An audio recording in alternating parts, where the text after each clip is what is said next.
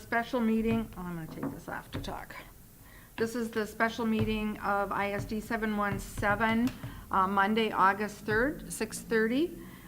And I call the meeting to order, and we will start with the Pledge of Allegiance.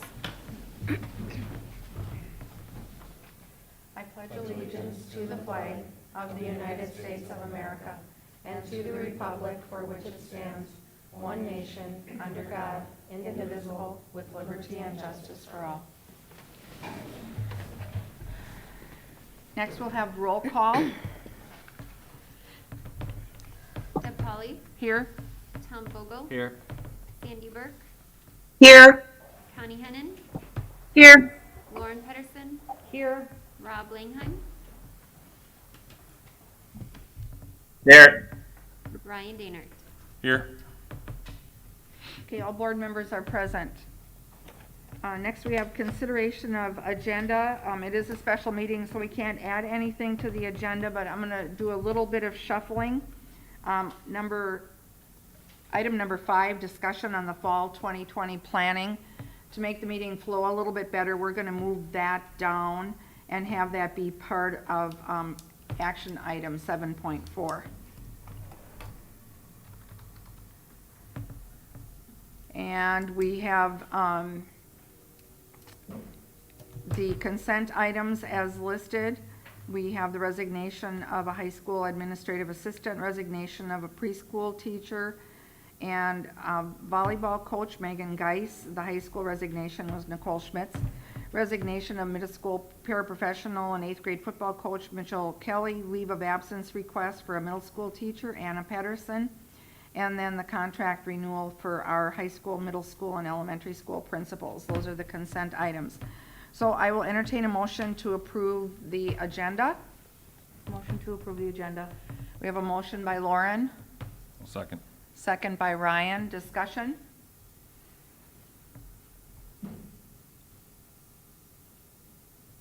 Hearing no discussion, all those in favor of approving the agenda signify by saying Do we aye. need to do roll call? No, we need a roll Oh, roll call. call, sorry, yes, roll call, sorry. Deb Polly, Yes. Tom Vogel, Yes. Sandy Burke, Yes. Connie Hennon, Yes. Lauren Pedersen, Yes. Rob Langheim, Yes. Ryan Dainert. Yes. Motion carries. Next, we have the approval of the consent agenda items. Is there a motion to approve? Motion to approve the consent agenda. Lauren, is there a second?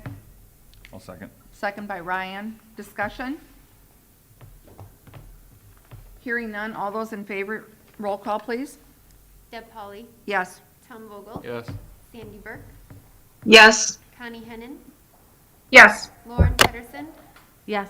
Rob Langheim, Yes. Ryan Dainert. Yes. Motion carries. The first action item is to review and act on the 2020-2021 elementary staff handbook. Melissa Barnett will come and give us the changes and updates. Good evening, everybody. I don't know if you can just click, Renee, on that handbook changes and additions, the second document. Thank you. There really wasn't a lot of things to update, and part of it is that I think all of us building principals will probably be coming back to our handbooks from now through probably even the start of the school year with adding things related to our plan moving forward, our safe learning plan, as well as following our health and safety guidelines. But this is an overview of the things that have been adjusted in the handbook. Does anybody have any questions about any of this? Anybody have any questions?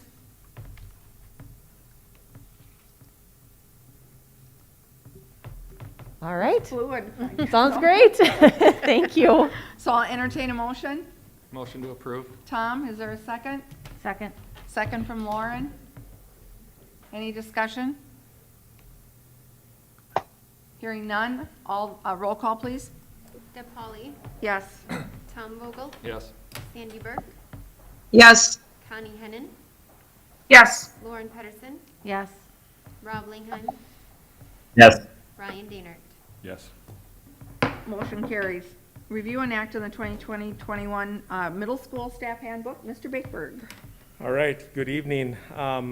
Very, very minimal changes to the staff handbook.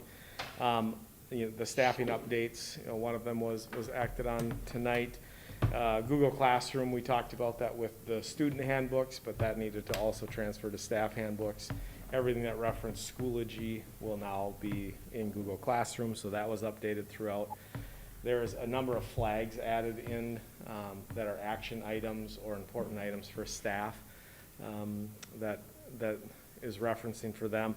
The biggest piece of updating is in the behavior section, and it goes back to the ADSIS behavior intervention teacher that we added this spring. And just a reminder, that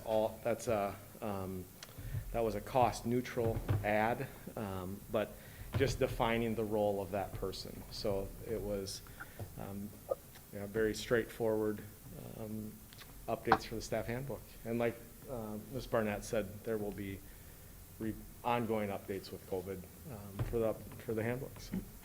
Any questions? Any questions for Mr. Bakeberg? Okay. Looking for a motion. This is Sandy, so moved. Motion from Sandy. Is there a second?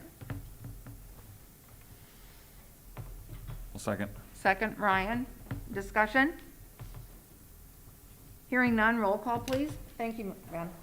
Deb Pauley, Yes. Tom Vogel, Yes. Sandy Burke, Yes. Connie Hennon, Yes. Lauren Pedersen, Yes. Rob Langheim, Yes. Ryan Dainert. Yes. Motion carries.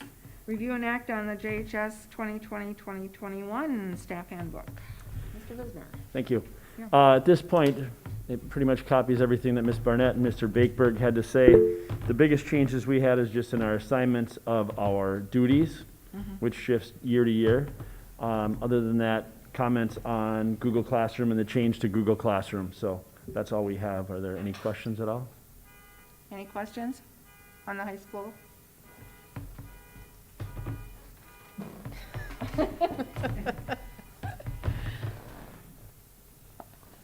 Okay, any questions on the high school handbook? Okay, looking for a motion.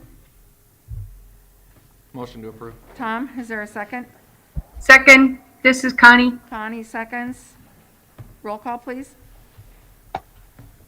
Deb Pauley, Yes. Tom Vogel, Yes.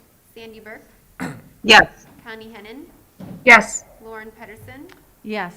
Rob Langheim, Yes. Ryan Dainert. Yes. Great, motion carries. Thank you, Ms. Barnett and Mr. Baker and Mr. Visner. I know this is a fluid document and you worked hard on it, so I'm sure your staff is well aware that it's a transition and that things may change, so thank you for that. Okay, that was the quickest meeting we've ever had. Well, we're not Motion- done. Nice try. We're not done. Okay. Okay, discussion on the fall 2020 planning, and I will turn it over to Superintendent Renee K. Stevenson. Well, good evening, Chair Polly, members of the board, the rest of the team. Thank you so much for allowing us to have this time on the agenda this evening so that we are able to provide an update on the Safe Learning Plan. And you'll note that that's a new name from the last time that we shared information on our planning. On Thursday, July 30th, we received new guidance from the Department of Education. And I wonder if I should click. Should I be the clicker through the presentation? If you want. Yeah, do you mind? I'll go get it. Oh, okay. And, sorry about that. We received new information from the, thank you, from the Department of Education and spent some time working through that. So I'll start with this. One of the requirements with the guidance is that we have a comprehensive team that is really looking at all the components for the guidance from the Department of Health, from the Department of Education, and then really thinking about how you interact with your population and your community. We had great leadership in Mr. Superintendent Helgerson in May, developing some components of that and then carrying that work through this summer as a district level leadership team. We also have expanded that out. We have site-level leadership teams with the principals for the elementary, middle, and high school, as well as their site representatives as well for the teachers union, and then expanded feedback as well with the Jordan staff, the Jordan community. We actually, and I'll talk about it in a little bit, we were, I think, very fortunate to have such great feedback from our community with, I think, 1,032 responses, as well as with our staff, over 200 responses. Health and Safety Committee has been a big part of this as well, and helping us really sort through the requirements and guidance. And then you, as the school board, are a big part of that conversation as well. I will also note that an important piece of this team has been the district health nurses. Their guidance has been incredible for us as we navigate, much of the guidance. As I mentioned, Governor Walz executed Executive Order 20-82, the Safe Learning Plan. And for us, what that means is we really had to take a look at our planning and how our work fits into that Safe Learning Plan. They refer to that plan as a local control within a framework. And it's within a framework that is the key wording for us as a district, so we can see how our planning fits into the frameworks that they've provided. Each district has to pay close attention that they can really implement those mitigation strategies that MDH has put out, and I'll review some of those this evening. So we'll start with just a quick overview, and then I'll break it down. So a quick overview of the Safe Learning Plan process. Number one, you have to consult the MDH learning model selection parameters. And in another slide or two, I'll show you what that means exactly. But essentially, it's looking at the county level data to determine your base learning plan. Number two, consult with health officials, local public health, state officials as needed. Really paying attention to that epidemiology, looking at your county data and how that may increase or decrease in the number of total new cases that show up within your county. The third component of that is to evaluate the ability to implement what's recommended and what's required, really with those best health practices. The fourth thing would be then to determine the learning model that makes the most sense moving forward. And the fifth thing is to continue to monitor. And I'll talk more about that, but we will be monitoring weekly for the rest of the school year. So what data is used to determine that base learning model? For Jordan Public Schools, we reside in Scott County, so we use Scott County data. What they look at is the number of positive cases per 10,000. There's a calculation that they use with that, and they really are looking at the total population. I think it's 149,000 citizens within Scott County. They do some division there and end up with that calculation. The numbers released last week that were heavily publicized, they're not the numbers that we use to make this determination, because we will be looking at the last 2 weeks and the last 2 weeks and again the last 2 weeks all throughout the school year. But I will say they're a starting point. Superintendents then will be consulting local agencies. Our local service cooperatives will be a big resource for us. I know just as recent as this morning, I received a message from our local service cooperative sharing the most recent data for the last 2 weeks. So that's a really big support for us as districts. So we're not all making our own calculations. So where is Scott County's most recent data? So if you look on the slide, we have a 14-day case rate per 10,000, and you can see that they started tracking this back May 31st, and we have our data current through 8/1, so Saturday. And if you look at that, unfortunately, the trend hasn't gone in a direction that we would like. It's been more significant in relation to the number of cases per 10,000. Right now, if you look at that and you look at the policy options provided by the Department of Education as your starting point, your base learning plan, that would put Jordan Public Schools in that hybrid model for both elementary and middle and secondary. And so I'll get into the weeds on that in the next couple of slides, but that essentially is right now where we would land. So can the base learning model change throughout the year? The answer is absolutely yes. It can change for a variety of reasons. Number one, as I've said, we'll be monitoring the ongoing data on a 2-week basis throughout the school year. And as numbers shift, should they get significantly better, then we might have some conversations and decisions on maybe going less restrictive. Should they get significantly more challenging, then we might need to consider some more restrictive. There are other pieces to that puzzle as well. So our base learning plans not only could change at the district level because of that data, but also if we were to have an incident or an outbreak at an individual site, we could have that recommendation to change the model for that individual site. All of those things are under consideration with this Department of Ed model. So what else helps determine that model? So we talk about local control within a framework. These are those items that really target that. So when you are implementing, say, a hybrid model, we are required to have strict social distancing parameters at that 6-foot mark. School facilities at 50% capacity. And that I want to be really clear, to the best information we have and other school districts have shared as well, that doesn't mean if you typically have 600 in your building, you have to cut that in half. What that means is for every available learning space, you have to make sure that you're at about 50% typical capacity of that. So that is something that will come into the conversation in a little bit as well. Transportation at 50% capacity, that has been a nice shift. Earlier communication throughout July was that we could have maybe 7 to 14 kids on a bus. That would have been nearly impossible for any district anywhere to do. With this new guidance, one of the bigger parameters is ensuring students are at least 6 feet back from that bus driver, and then we can socially distance, probably 1 kid per seat, not going over that bus capacity of maybe 70 kids, having about 35, and also the ability to let family members sit together. So that was a nice shift. Sufficient staffing levels to meet the requirements of the model. That makes sense.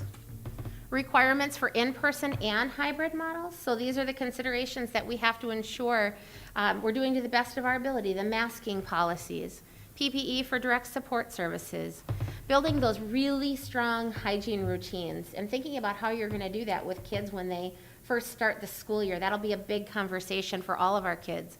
Daily and frequent cleaning for those high touch point surfaces throughout all of our buildings. We will be working and have been working on what that looks like for those staff members that are doing the cleaning to make sure that we are hitting all those high touch surfaces. Building level COVID coordinator, that's our principals. And when you think about that work, making sure they're central to that conversation. Limiting non-essential visitors. This will be a hard one because we love visitors, we love volunteers, and so many people offer to support our programs. We're really fortunate. And so that will be something we will have to really look at, limiting that and external groups. Discontinuing large gatherings. That will impact how we serve lunch, and that will be part of the conversation as well later this evening. We will not be able to have a full lunchroom of students moving forward with either of these models. And then, of course, monitoring and excluding for illnesses. And our district health nurses have been great with providing guidance for that so that we can communicate with families for the start of the year. We want our families to do symptom checks for their students every single day. Double check your kiddos. We need our staff to be doing symptom checks every day. If you are coughing, you should not be coming into work. So just all of those parameters will be really good about working with our teams. What else is important to consider? So schools may choose to implement strategies that are more restrictive, but schools cannot choose to be less restrictive without permission. So a school district that might fall very securely, let's say in the hybrid model, and they're like, we just want everybody to go back, they can't just decide that. There is a process for that, and they would need to go through some approval for that. In the case of a disagreement, the commissioner has the final say. And so, again, there is that local, there is that component that If a school district feels really strongly one way and the regional health team feels really strongly that's not a great plan, the commissioner would be the tiebreaker and make that decision. I will also just note that regardless of whatever learning model a district goes with, that virtual option is a requirement, and so that is something we've been working on very closely. So all of that information was new. I will say I think there was a perception out in the public just from, and not just unique to Jordan, but really across Minnesota, that school districts had all of this information before. The first time school districts saw it was on the 30th. For some, right at the same time that it went live to the public. For others, it was maybe an hour before in a superintendent's call. So this is all new information. However, our previous planning that we've done has been really helpful because with what they've put out there, we've been able to take that and see how that fits and what we might need to add or tweak. So for the past several months, and even before I started in Jordan, the team has been working on what those scenarios look like. That scenario 1, in-person learning for all students. Scenario 2 with that hybrid model with strict social distancing. Scenario 3, distance learning only. And then that virtual academy option that I referenced, that all districts are required to have the online option in the case that you would be implementing scenario 1 or 2. I also want to really point out that as we have done our planning, it's been really grounded in just some core values. And the academic piece is really important, you know, really making sure that we're intentional in providing the academic opportunities that we can within these parameters and really doing our best for our kids so that we can be innovative and meet their needs. I think another piece too is really important is that wellness. It's important to us that our staff and our students are really staying healthy and safe. So those components are really important. We've worked really hard with our teams on even just thinking about what our cleaning processes will look like, how we will utilize spaces in the future, and just making sure we are in tune with having things in place for the mental health of our students and our staff.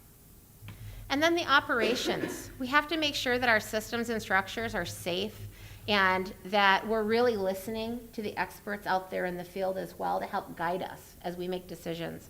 And I think because those were our priorities, and I actually would say our values, because priorities can change, our values stay the same, and I would say that these components really guided the team in their planning. So I'm going to have Melissa come up, and she is going to run through 3 options we have for Jordan Elementary School. I will say for each of these options that we present, option 1 is our main option. That would be our recommended option, option 1. But we will share other options as they come forward. Thank you, Renee. So as you can see here on the document, like Renee said, option 1 is what would be our recommended plan for elementary students K-4. Would be an on-site 5 days per week. So you can see the icons on there showing the school building where students are present Monday through Friday.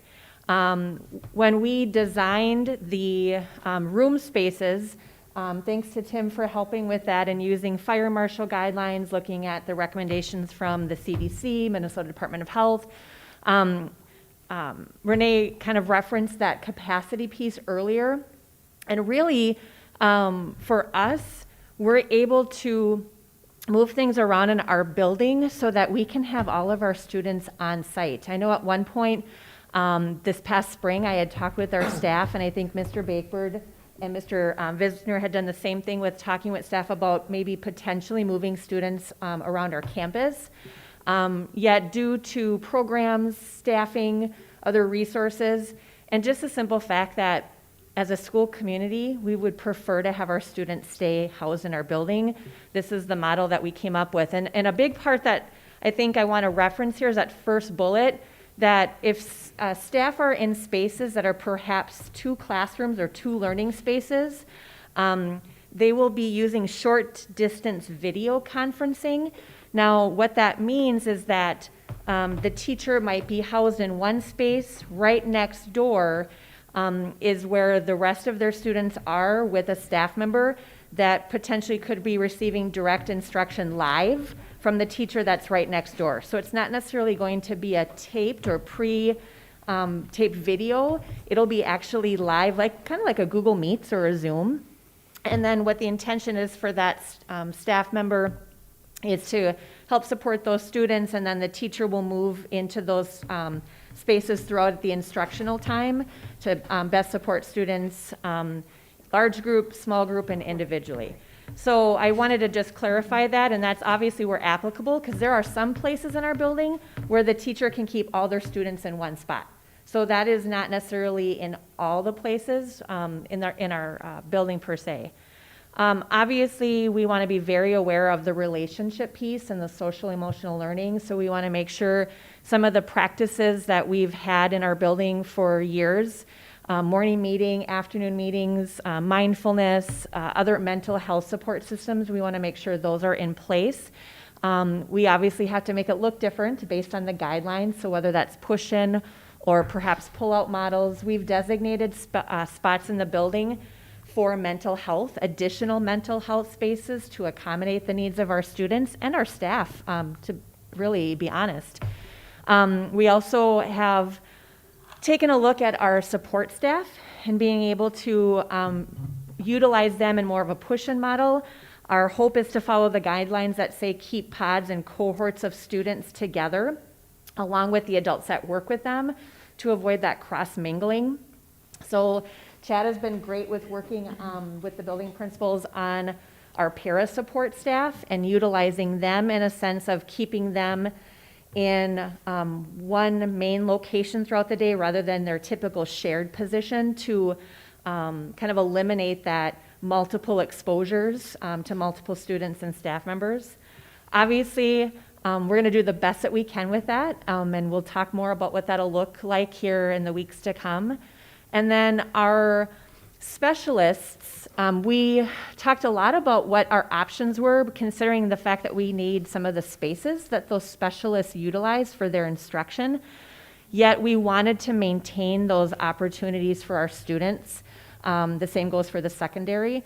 So what we came up with is for on-site, our FIAD teachers would be outdoors as much as possible. And actually that also includes our classroom teachers. We want to encourage them to be outdoors as often as they can, weather permitting.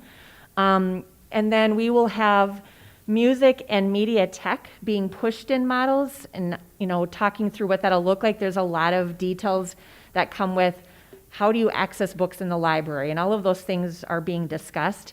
As well as art, looking at it being more of a virtual model, and part of it is we need that classroom space, the art room, for an actual grade level classroom, and really then looking at the staff needs and making sure that if staff have a need to provide distance learning or virtual instruction, we want to make that available. So that's why that's referenced there.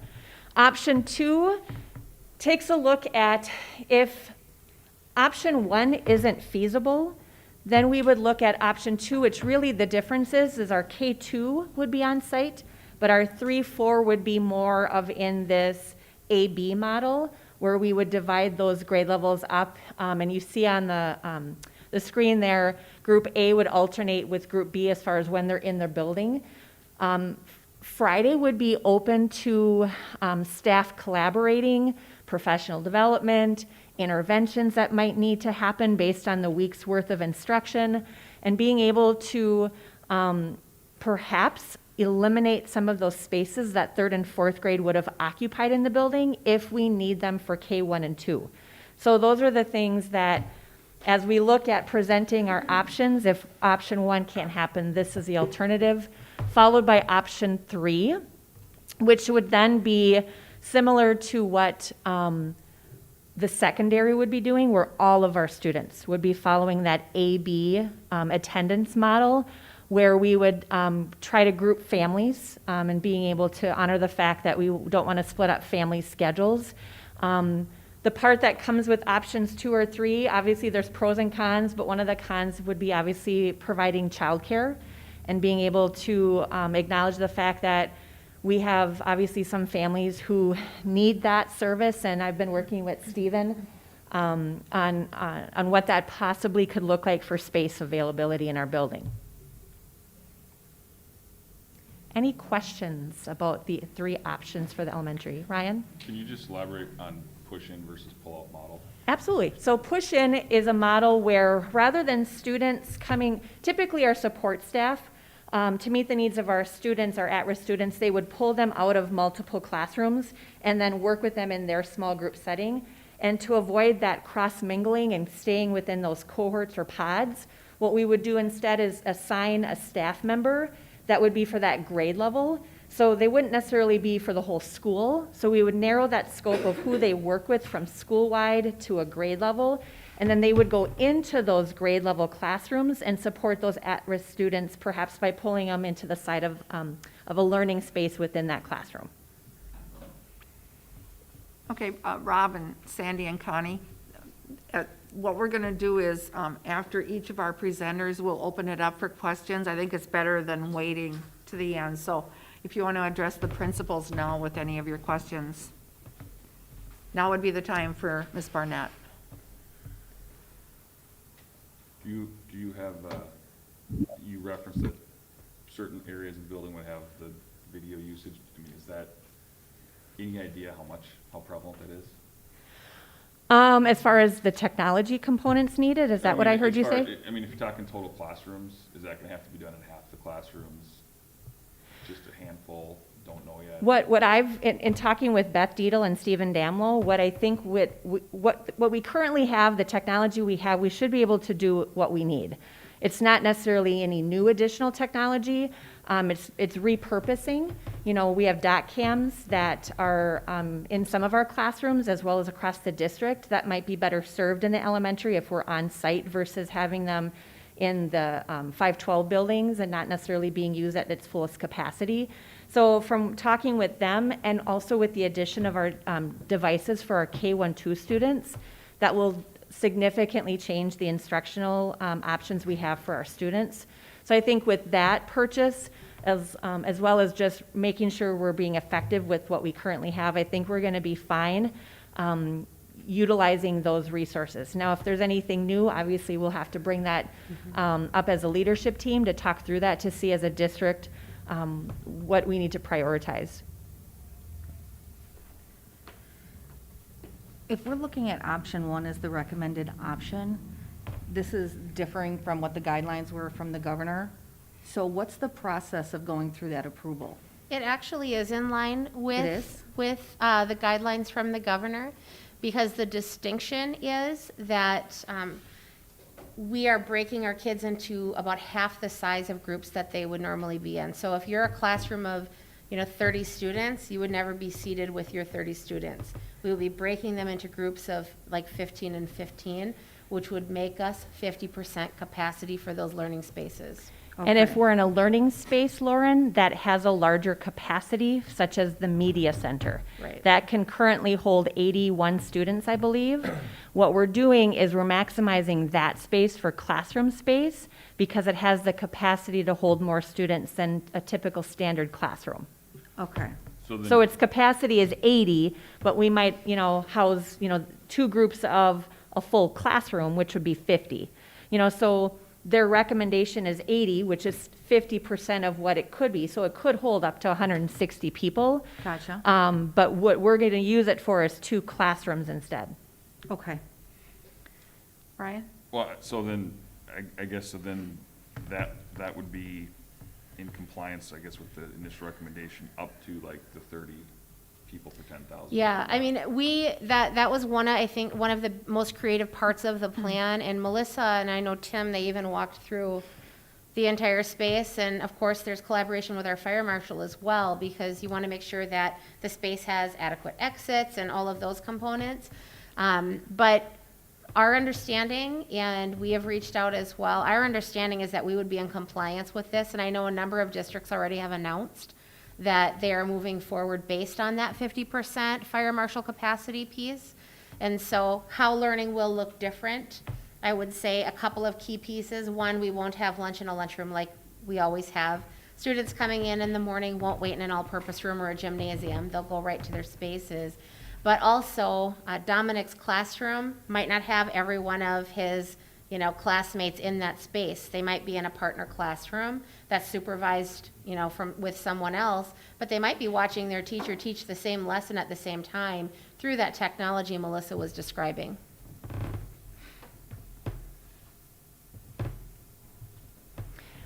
We were intentional also with holding on to some of those larger spaces. Obviously, FIED, won't be able to be outside all of the time, so we kept the multipurpose room and the gym space available for them to teach in. Since the multipurpose room won't be used for the lunchroom, that'll hopefully open up some spaces for them, as well as spaces for our classroom teachers. One of the things that Mr. Williams and I have been talking about, if by chance, for example, English language learners, it gets a little bit challenging with those students because they might be all in the same grade level, yet have a wide range of ability in a sense of where they're at in their language acquisition.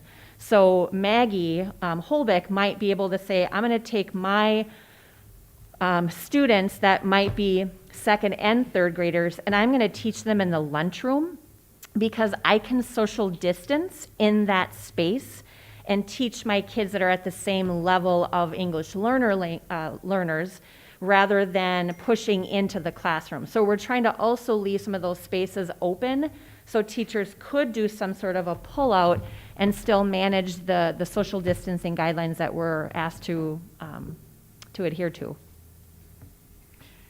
So, Ms. Barnett, for our students that will be distance learners, is the plan that they will Zoom into what their particular classroom teacher is doing? I or- think that's an ongoing conversation we have with our staff right now. We had a great meeting this morning with our building representatives from as far as the teaching staff goes. I think at this point in time, I would like to be able to try to honor the fact that distance learning and in-person learning requires some different types of instruction. And is that best for one teacher to do both? What could potentially happen is if we have staff that also have medical needs that for some reason aren't allowing them to be in person for instruction, they might be the teachers that are designated as those distance learning teachers, but they might perhaps, instead of just being designated as a first grade teacher, let's say, we might look at our numbers once we get to that point of asking our families what they're committing to. We might be able to say, well, based on our numbers, that person could potentially teach all first graders if we have that many distance learners in first grade. But let's say it's not enough necessarily to have a full classroom per se, but maybe first and second grade combined. That teacher has the licensure to teach first and second grade, so it might be kind of more of that tradition, that old school, multi-age classroom setup that they might be teaching instead. And Erin will be sharing information on the virtual piece in about 4 slides too. Okay. Connie, Sandy, Rob, questions for Ms. Barnett?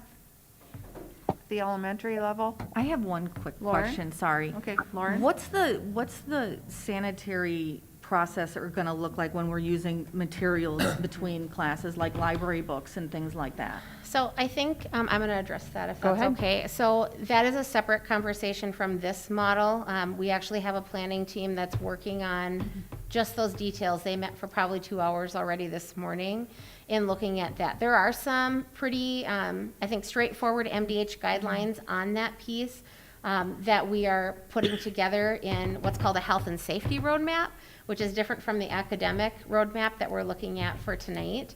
But there will be some components with that, encouraging students to use their own sets of materials, having some special materials that clean off surfaces, hardcover books. Softcover books probably need to sit for 24 hours. That was the latest guidelines that I saw. So that is a separate body of work that we are working on.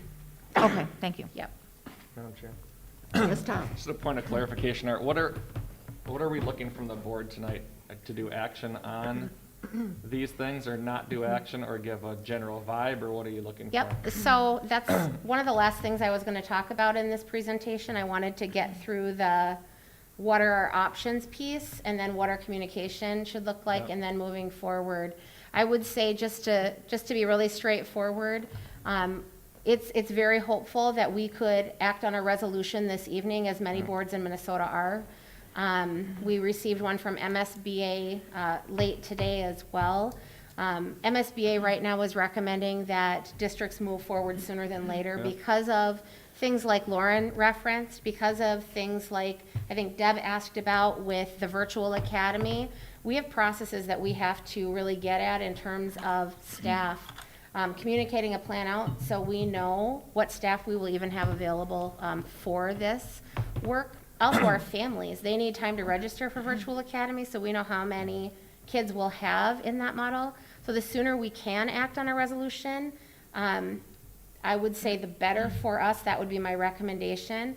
I do not want to minimize at all the weight of this decision and the work that you do as a board. So I want to be really, straight about that. But there is a large body of work. Many districts have announced already. I will also share, and this is on a later slide, so I'll say it again, but according to the Department of Education, districts don't have to communicate until a week before school. I think that would be really tragic if we did that.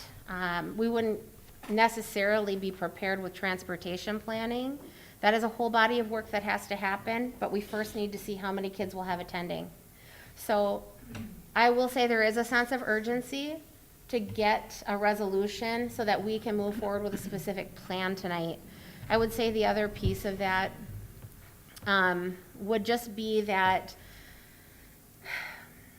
we have to be really sensitive in our communication to families that whatever the resolution is, you direct our work on a particular model. That model can change because of data. And so we just have to be prepared for that. And mine was more along the lines of, are these different plans between the different schools codependent or independent of each other? Do we want to work and just act on the elementary school first? Do we want to listen to the middle school and then the high school act all together? How do we want to proceed? Can I just add one thing? Yes. So your first question was about, are they interdependent of each other? And to some extent, yes. So for example, if we choose an option that perhaps is using our facility differently than what another model states, that could impact the middle school, which then impacts the plan that they have for using their facility for learning. So in essence, it does directly relate to the other. I think we've done a really good job of aligning them pretty closely as far as, here's option one that's going to align fairly well with option one at the middle school and high school and continue on through those three. But I do know from talking with my elementary colleagues around the state that there are some districts that are deciding to do one thing at the elementary and different at the secondary. Some are choosing to do K-12. This is what we're all doing. Yeah. So I guess my goal, to answer your question, Mr. Vogel, is that by the end of the evening, I would hope that we as a board could give direction to our superintendent and her team to move forward with the option that we feel is best for our community. I think it's only fair to our parents and families. I mean, to wait until August 24th to make a decision is just unfair. Plus, it wouldn't be fair to our staff. However, knowing full well that if we make a recommendation, and we could make a recommendation when we do the resolution, we could make a recommendation on option one for the elementary. We could choose option two for the middle, or option three. I mean, we can decide. And that's what I was wondering, do we want to decide on the elementary school model now, or do we want to move on to the middle school model? I would, this is Rob. I would recommend, because there are some interdependencies, it sounds like, I would feel more comfortable if we could hear from the middle school and high school, and then any recommendations or actions that we take, that we take them from a holistic kind of perspective. But as we go through each of the schools, if we could ask potential clarifying questions like we did with the elementary school, I think that's very helpful as well. Right, because like busing is dependent on some of the decisions that we'll be making with maybe possible changes to scheduling and stuff, so that would be my recommendation. So you referenced option one kind of being the preferred staff recommendation. Is that consistent through Yes. each building? So as Yes. you see option one for each building, that Yes. is kind of what you're coming to as? Yes, for middle school, the first option, the one that Ben will share first, would be our preferred option. However, option 2 is great too, we Yep. can do that too. For the secondary, for the 9-12, we have one option. And Jeff will share more about that, and there are reasons for that. Can I ask one question a little bit more detailed about the elementary school? What is recess going to look like? Different than what it has in the past. I figured it Um, would, but One of the things that I've been talking with our building leadership team is the fact that we used to have grade levels out that could intermingle and socialize with kids from other classrooms. We have enough green space that we would be able to have grade levels out there, yet we would really refrain from that intermingling of classrooms. The other thing is because we are not using the lunchroom to utilize for lunchtime, we're actually using classroom space. Supervision comes into play. And our recess paras would now become supervisors for lunch in the classrooms. So the actual recess would be something that we'd have to potentially ask our classroom teachers to get in throughout the day. So being able to figure out what that communication needs to look like, do we plan, one of the things we talked about was having a grade level schedule. And then within that grade level, the team plans where they go, when they're coming in and out, things like that. So I think that's yet to be determined, but it does need to look different. We also talked with Tim and with our head custodian, Bob, about the cleaning of the playground. There's going to be multiple times throughout a given day that it is cleaned, not only for our use, but for use for Kids Co. and the public. And then when it comes back around to the next day, making sure it's ready to go for our students. So we have a schedule that we've talked about too, and adhering to those guidelines. okay, thank you. Yep. Questions out there? I Connie? have a question. Melissa, how are you for staffing? Is staffing going to be okay, or will you need to add? I think at this point, Connie, I think I heard Mr. Bakeberg laughing behind me because he knows that I've had about 4 or 5 different moments where I've had to start over in my schedule as far as the facilities and where students and staff are going to be. I think at this point in time, it'll all be dependent on what our families choose for their learning platform. So it's hard to say right now. If everyone were to return in an in-person model, with utilizing our paras as support staff, Pellsby just granted us as school districts the ability to utilize our paras a little bit differently for instructional purposes. So I think currently we'd be okay. I might have to finagle a few things with Mr. Williams with our special ed paras to make sure we're following our IEPs, because that's first and foremost the responsibility of those special ed paras. But I think we can make it work, but yet it's all dependent on the models that families are given the opportunity to choose. And using the capacity guidelines. That's been probably one of the biggest challenges, is adhering to that 50% capacity. Just when you think you can have, a grade level of students in an area or in a classroom, you look at that its capacity guidelines don't allow for that, so. Okay, so a devil's advocate question.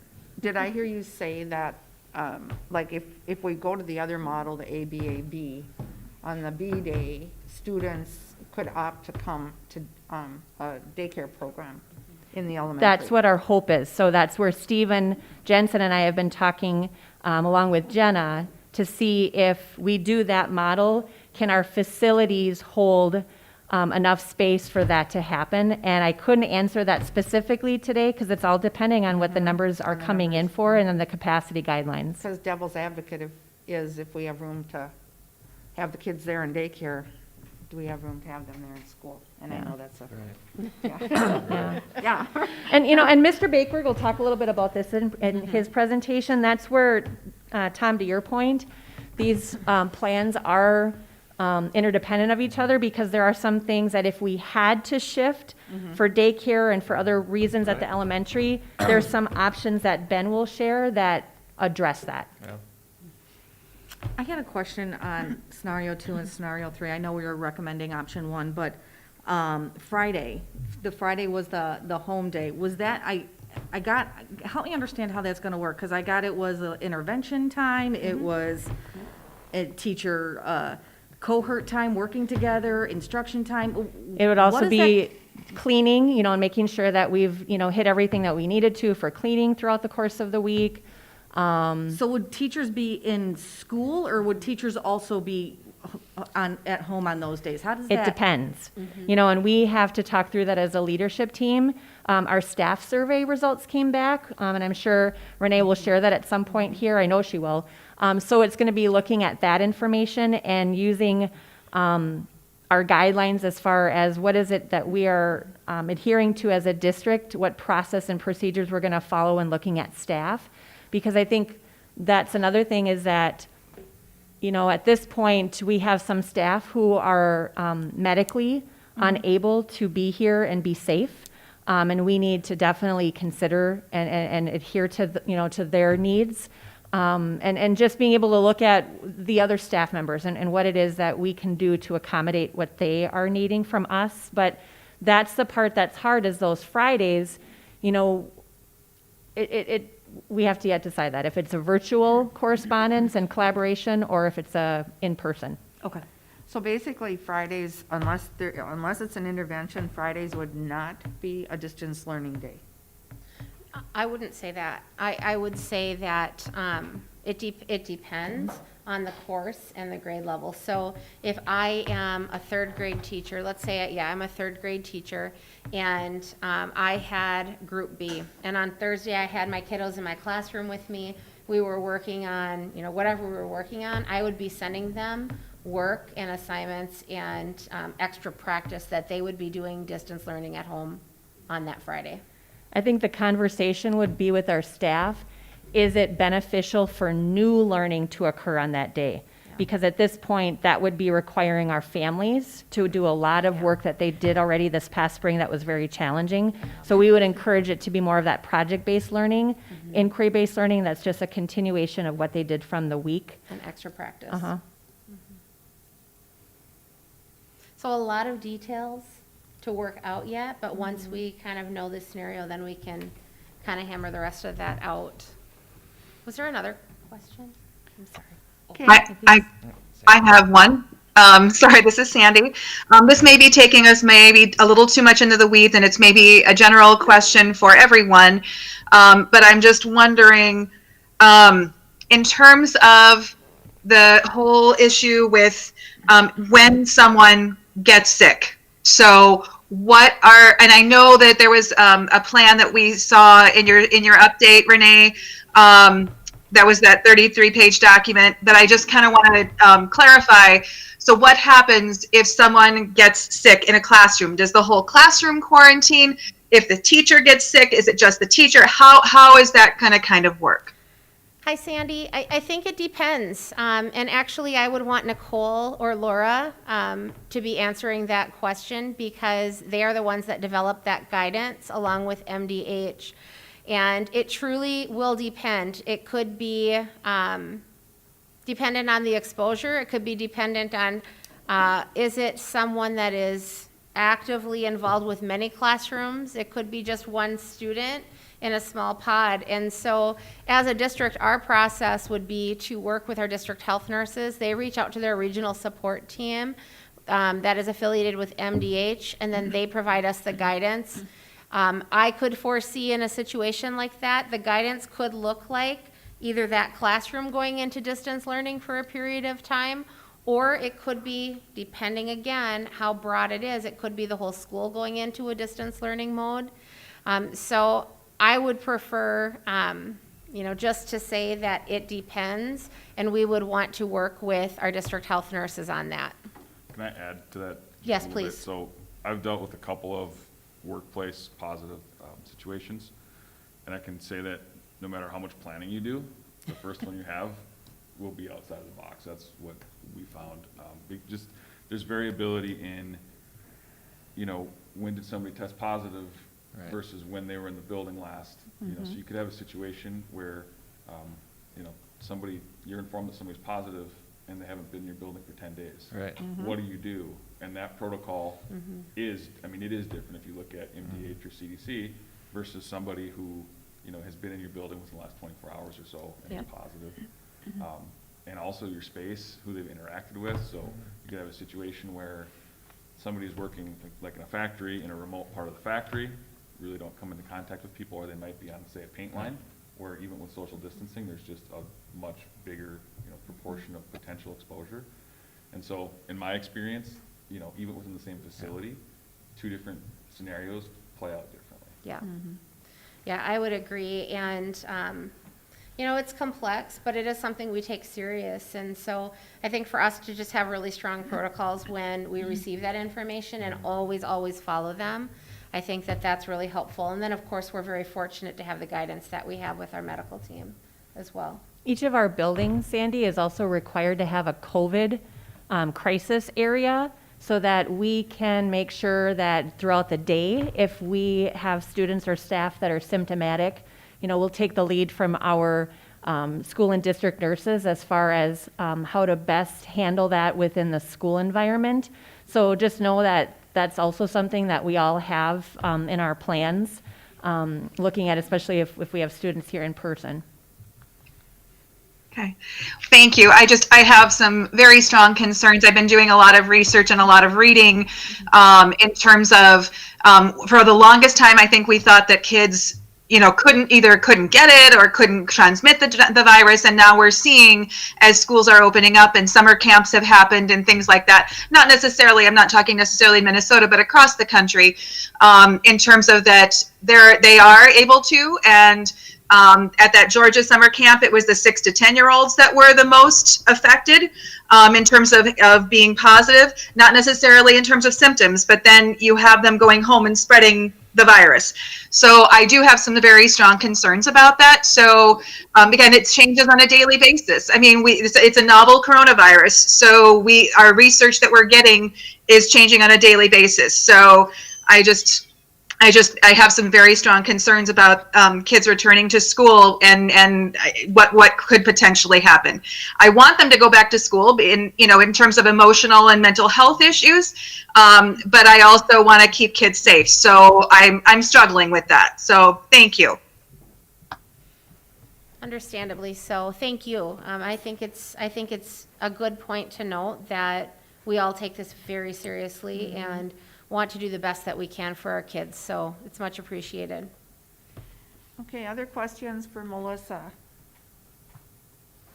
Melissa, this is Connie. I know that elementary school is the social. We talked about the volunteers or whatever. The not having volunteers, not having parents in the building, that's something that we're not used to. The protocol to leave the kids at the door, no volunteers at recess, we won't have grandparents' day. I'm assuming that's all been looked at. Yes. And it is hard, Connie, because they're a big part of our school community. However, I think what is going on in our local, state, and national regions are helping in a sense of everybody's having to be careful and cautious with how many people and you know, how many, you know, people outside of that environment are coming in. So I don't think people would be surprised when we have to tell them that we have to be cautious and looking out for the well-being of our students and staff if that they cannot come in. So I don't think, will it be sad and disappointing? Absolutely. But I think most people will be very understanding. Okay, any other last comments for Ms. Barnett? No comment for me. Okay. Thank you. very much. Thanks, Mr. Melissa. Bakeberg?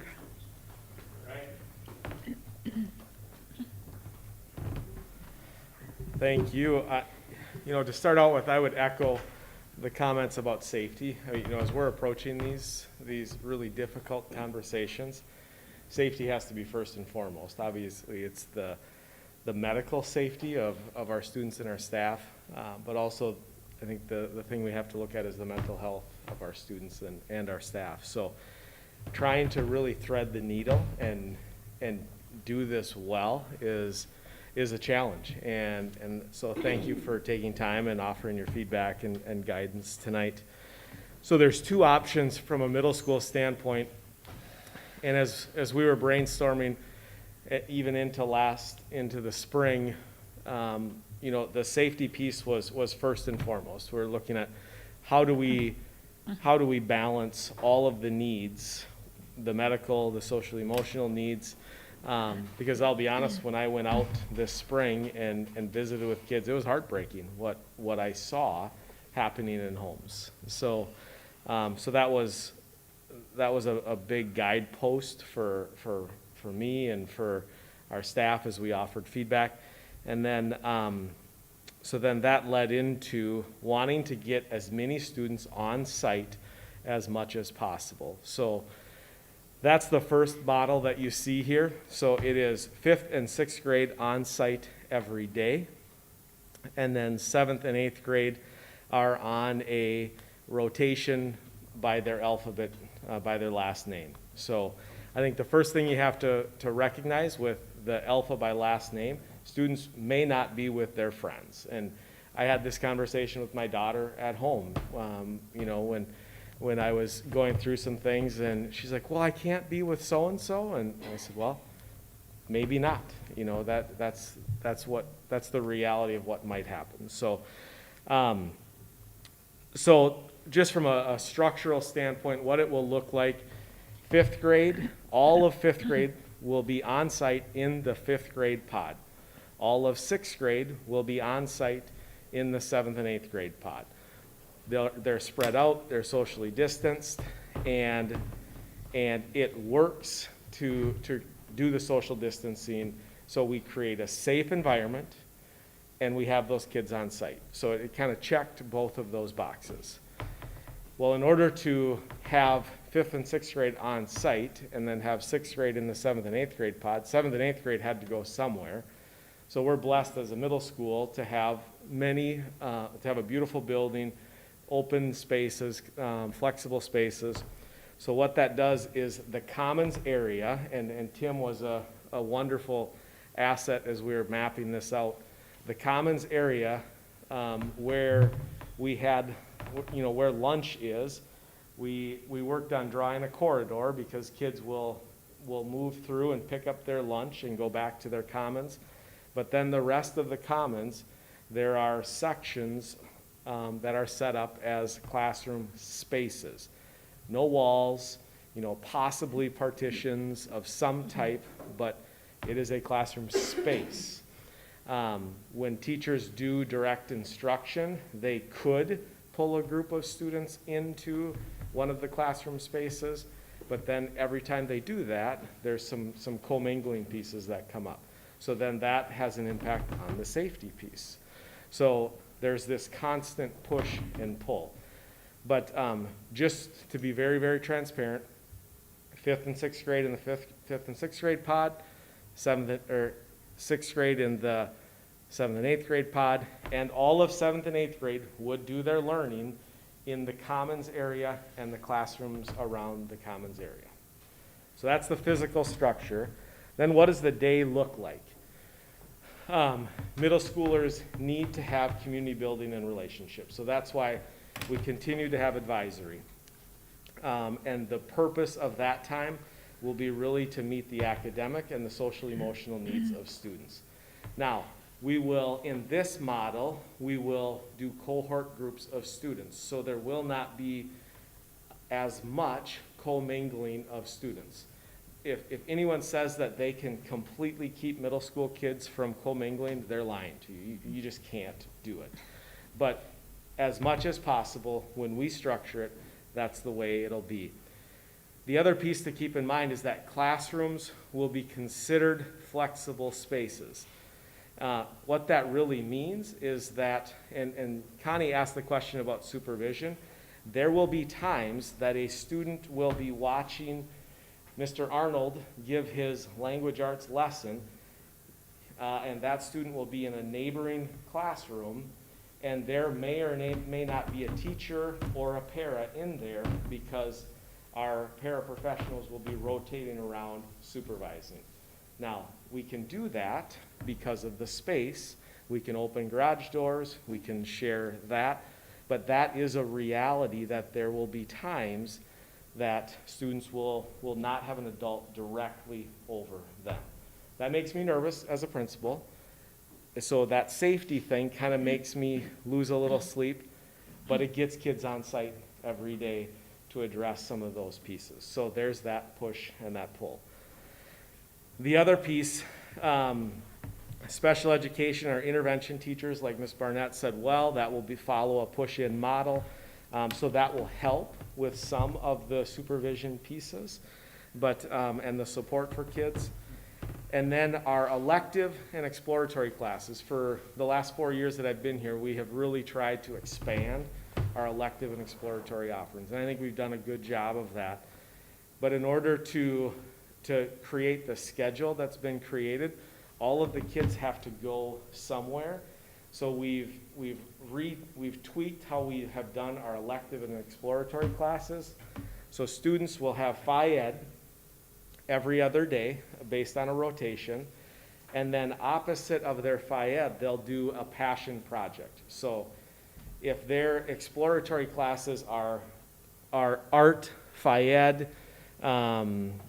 health, and industrial tech, those don't go together, but they'll take the standards from those classes. The teachers will create a passion project, and the student will demonstrate their knowledge on those standards and then create something that they're passionate about. So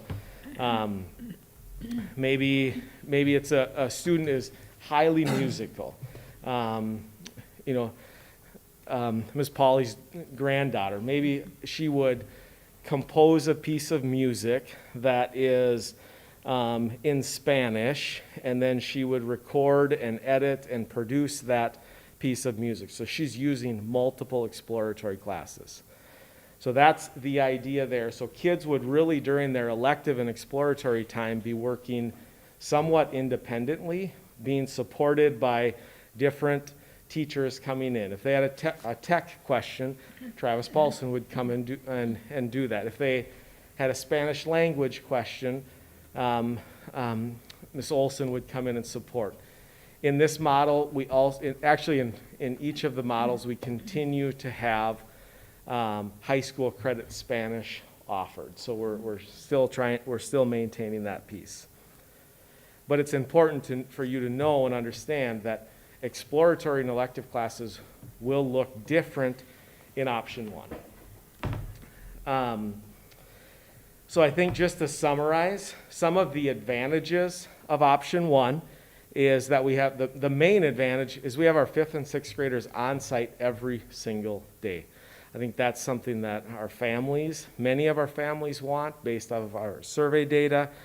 And then it also continues to push some different models of how we deliver instruction.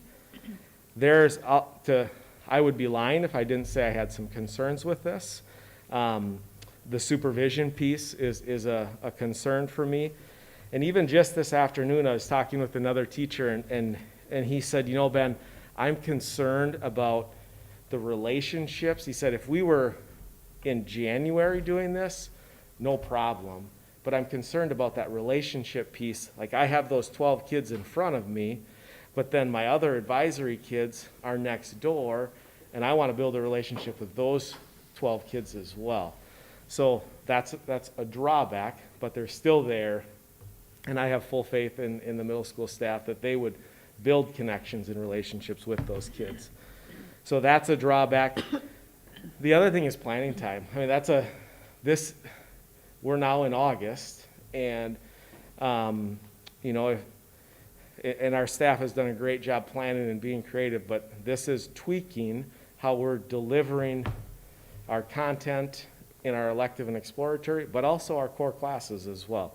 So that's a piece of it. So that's that model. Any questions before I go in? Do option 2 first. Okay. So then option 2, students are on an A day and B day rotation, so 5 through 8. So, A through L, if that's where we would land, and we would work with families that have multiple last names in their household, obviously. But they would all the A through Ls would be on site, or Group A would be on site Monday and Wednesday. And then you'd flip-flop Tuesday and Thursday. This, what it would look like in the building, fifth and sixth grade would be able to be in their fifth and sixth grade pod. Seventh and eighth grade would continue to be in the seventh and eighth grade pod, and we would follow our normal schedule. So from a consistency standpoint and what kids are used to in school, it would be, it would feel normal to our sixth through eighth graders. It would just be half of the kids in order to follow the social distancing to make sure. So you would only have the first half of the alphabet on Monday, and then on Monday, the last half of the alphabet of fifth graders would be at home, and then they'd flip-flop on Tuesday, go back on Wednesday, back and forth. We could, this is where some of the contingency planning of where these plans could commingle a little bit. If we ran into a space issue, we could move our seventh and eighth grade into the commons area like we do in Plan 1 and open up a pod for a need at the elementary. Once we start moving buildings around, hopefully when we start to move out of this, it's not as consistent for kids. So you're thinking short term, but also long term there. We'd continue, so what would the day look like? I touched on that a little bit. We'd start with advisory. Classrooms would still be considered those flexible spaces, but students would rotate through their bell schedule or the classes that they signed up for through the registration process last spring. So we would maintain consistency with our elective and exploratory classes that we've built on. Music classes, I'm meeting with the music team tomorrow to come up with some models on what that could look like. The high school has some good ideas on what that would look like, but they would meet in small groups, and then on Fridays hopefully do some larger group things together when there's not as many kids in the building. So kind of just to summarize, an advantage of this, of option B or option 2, and they're really both good options, to be honest with you. There's just pros and cons of them. But the kids stay in the pods. They stay in their pod and their routine that they were used to pre-COVID. It will look different, but it will feel consistent for kids. And then that social emotional piece where they can build a relationship with their teacher. Mr. Arnold will have half of his advisory class on Monday, and then he'll be able to build that connection with half of his advisory class on Tuesday. So then if we move into a distance learning at some point in the year, he knows all those kids really well. So there's some of that piece. A drawback is 5th and 6th grade are not on site every day. That's a big drawback piece. And then the other piece is the schedule is not staying with a cohort group. So there's some of that safety piece that plays into that model as well, that it doesn't feel as safe because as middle schoolers are walking through that normal schedule. Questions? Okay. I just had the one, are you thinking of using the circ space as well? No. Up here or no? Nope. Try to avoid that if you can. We're going to try to avoid using the circ at all costs. So Okay. even when we're going outside for recess, Yeah. typically in years past, we've gone out the mat room doors and then come in these circ doors over here just from a traffic flow, but we won't do that anymore. Sure. And that's really a safety piece to try to separate those Less people. exposure. Yep. Okay. Is there Yep. that much traffic in the circ during the day? There's traffic. I wouldn't say there's a lot. It's more unpredictable though, right? Yep. You don't know who's coming into the public. Yep. And there's Stephen could probably talk to this, there's classes and stuff up here throughout the day. There are, however.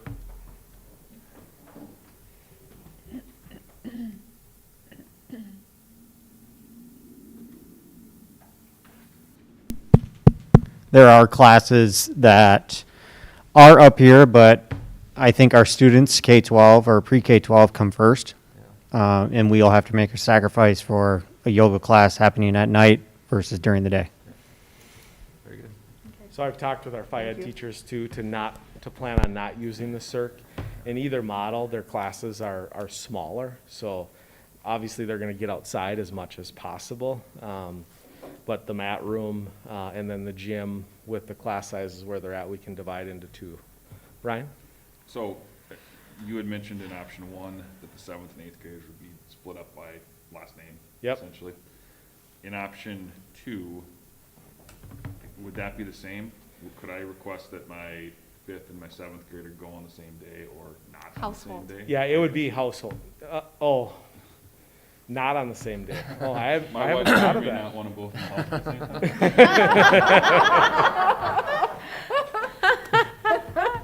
We haven't talked about that. I mean, we've I'm looked, just curious, because obviously you try and accommodate requests, Yeah. but I'm Yep. curious to your confidence in your ability to accommodate all requests, right? yeah, I mean, obviously from a customer service standpoint, we'd like to accommodate whatever we can. But if everyone would want to have their kids, if they're slotted to be a day two, well, your kids would be let's say a day and a group A, and our group A was really heavy, then we would say, we can't honor that request. I think we would have the goal to honor them, but then we have to have balanced groups as well. I think one thing, for sure, the busing piece Yep. would be Yeah. taken into consideration. And then you may have split households. Yep. Yeah. Where you have to have both sets of the alphabet in the same, but. And we have talked about households. I mean, that is definitely something that Eric and I talked about when we met last week too.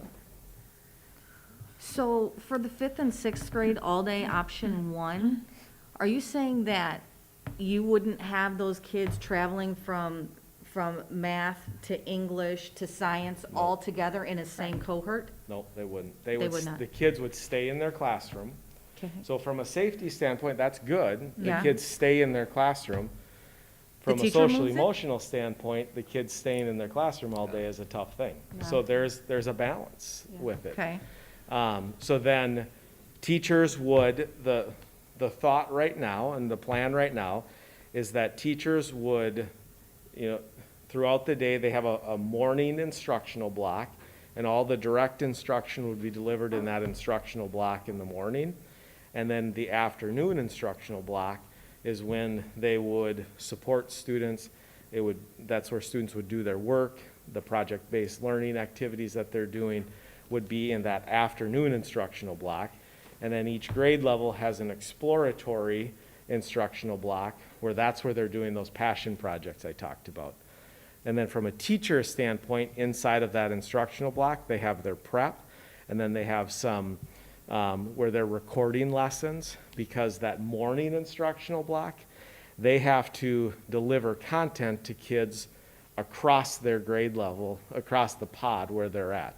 So they may choose to do it live, or they may choose to record it, so then they can circulate around and support and answer questions of kids while they're watching the video. So students aren't moving throughout the building? Students are not moving. Okay, that was what I was trying to figure out. Yep. Our teachers are moving or getting it through video. Students are not moving? Yep. Okay. Yep. This is Sandy. I have a question about that. Thank you for asking that, Lauren, because that was one of my questions. But it seems like help me understand this, because I'm trying to understand all of the pieces here. In option 2, Mr. Bakeberg, is that where they would move from classroom to classroom? The plan right now is that they would move from classroom to classroom, yes. Okay, so how would passing time look then? They would have to be staggered. So you Okay. stagger your passing time so students are not crossing paths. That's my concern, because I think that could be a really Yep. difficult time, and that to me seems actually less safe than option 1, like you said. Yeah. Okay, thank you. Yeah, and all that goes with traffic flow and bell schedules, all of that stuff we've taken into account. Seems like option 2, if I were to walk in on a Tuesday, is gonna look most similar to Yep. the way we instructed in the past in the middle school. Yep. That is, yeah. If we had months to plan, I would really push hard for option one. I think it helps us move things forward into, and utilizing the capacity of what we have here. But like I talked about, there's some supervision concerns, just reality, and that relationship piece, and the time to plan to deliver a really good model. You know, we don't have the time to do that, quite frankly. So I think both are good. I know the middle school staff well enough to know that they'll knock whatever one out of the park. But we would need to provide some significant planning time for them to be able to do option one the way that we would want it to be done.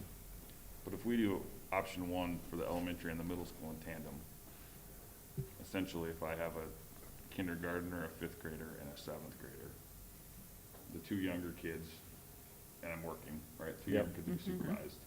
And my seventh grader is 12 to 13 years old. So by and large, there's some degree of comfort with them potentially staying at home if they needed to distance learn on their off days. And I would say that, and Ben, you might have mentioned this, I can't remember, but essentially that has been one of the primary intentions with option one for both of those scenarios in JES and JMS. And, you know, looking at the feedback that we've received from the community as well, I want to say it was like 75% of elementary families. It might have been like 71 or 2 at the middle school, and it was in the 70s as well for the high school with that. And so, you know, all of these scenarios are good. I think you've said that a few times, but in terms of community feedback, that kind of was the tipping point for us in prioritizing option one over option two at the middle level as well. But, you know, there are definitely, with all of the scenarios, I mean, it's not how we typically do school.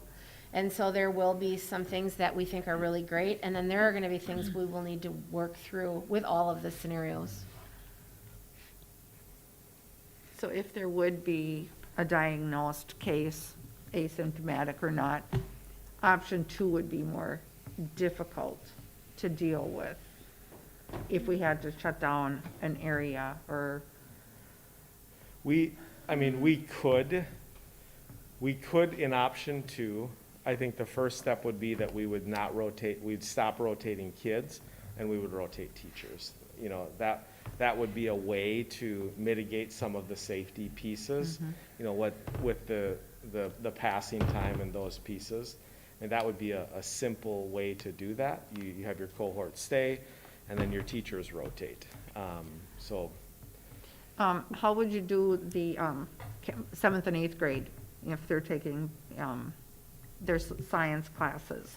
It would all having access, would they have access to the lab, Einstein labs? They, you know, if they worked with, no, probably not. Okay. To be very frank, because of the safety piece. But both of whether it be Mrs. Heyer in 7th grade or Ms. Hyatt in 8th grade, both of them have talked, Mrs. Heyer has talked a lot about, I just plan on being outside. I'm gonna be outside as much as I can in the fall. So the science lab is going to move from inside to outside. Okay, And she's, perfect. that's her approach to it. Good, thank you. But they, you know, and we also talked, we had a PBIS workshop day today, and they talked about the outside spaces that we need to be diligent in having a sign out, so we're not having, you know, 3 classes going to the same space outside.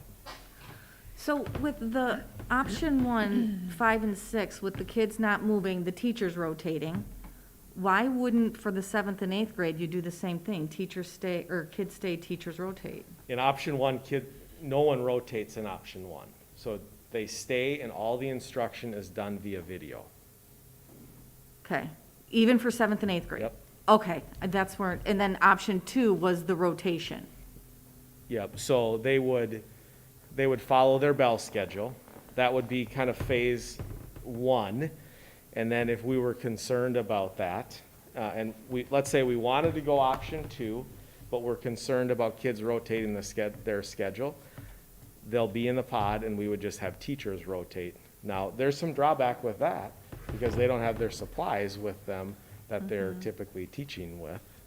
But, you know, and then that creates supervision issues as well because you have, instead of kids passing, you have teachers passing. So when I'm walking out of the room, going to the next room, there's a couple minutes by the time the next teacher walks in. So there's, Well, I don't think every option, you're gonna have that issue. Whatever You bet. option you choose, Yeah. you're gonna have some type of supervision Yeah. issue. It's Yep. just which is the best option. Right, agreed. So this is a question for Chad as well as Ben. Maybe Melissa to some extent, although if we go with option one, probably not. What about the kids that are on IEPs? One of the things I heard, that was probably one of the biggest challenges for for parents that were working from home that had to get online 3 or however many times a day to be with their student that was on an IEP. What is the potential for our kids depending on their IEP, coming every day, even at the 7th and 8th grade level? Yeah, so that will, sorry, this is Chad. So, you know, of course, we know that each student is going to be individualized based upon their need. So if we are looking at in the capacity and everything is allowed for it, you know, and based upon the need, we're going to look at how many days can we have that student on site. So when we look at, the different models and the different plans that we're looking at, you know, we're going to really go based upon need, and we're going to go based upon what's going to allow that student to be successful. And we've heard it from the state that, students with special needs, they have the highest needs and they need to, be provided those services to the best possibility that we can. We know that we're going to have students that are unable to be on site too. So that's gonna, so myself and the special education teachers are gonna look at how are we going to provide them the best distance learning or different ways and modes of providing them their education through different supplemental curriculum and different ways. So, we have a big task on hand just because of the individual needs of each student, but we're going to best utilize the space and the capacity and services that we're going to provide for our students. So based I'm on hearing, Chad and Ben, that there might be some flexibility, because as we look at option one, I would not be comfortable with the 5th and 6th grade student that was not on an IEP. I wouldn't be comfortable with them being home alone all day. 7th and 8th grade, for the most part, yes, I would, depending on the kid, of course. But a 7th and 8th grade student that was on an IEP, I would be very uncomfortable with the possibility of them having to be home alone all day, so. yeah, I wrote that down. Those are the tough, That's a yeah. great question. I mean, a great comment that, and Chad is continuing to unpack that guidance Sure. from a special ed standpoint. Other questions for Mr. Bakeberg? Speaking of 7th and 8th grade students, I was wondering what will that look like on their off days? So when they're at home, how will they be receiving instruction? Will they be receiving the same instruction? Like, will they be doing like live synchronous things, or will it be completely like distance learning? How will that work? So it'll be an extension of what they're currently doing in, what they're working on in class. So it wouldn't be new content that's being delivered. It may be a video that they need to watch that they're going to do something with the next day. It may be an extension of what they talked about in class. It may be a project that they're working on. The instruction is going to vary on what's happening in the class, but yeah, I mean, the teachers will continue to plan the curriculum and deliver the content the best that fits what they're doing. And I would just note that those teachers, for example, they're probably, if it's the B group at home, they're actively teaching the A group at that time, so they can't be doing 2 jobs at once. And Right. so Erin has, I know Erin has some great insight on that as well, but we actually talked about that this morning. We met with our union reps and the teachers union group, and really talked about what that can look like. And as Ben shared, it's important that it's an extension of what they're doing. One major difference from distance learning is that every day the kids were off-site.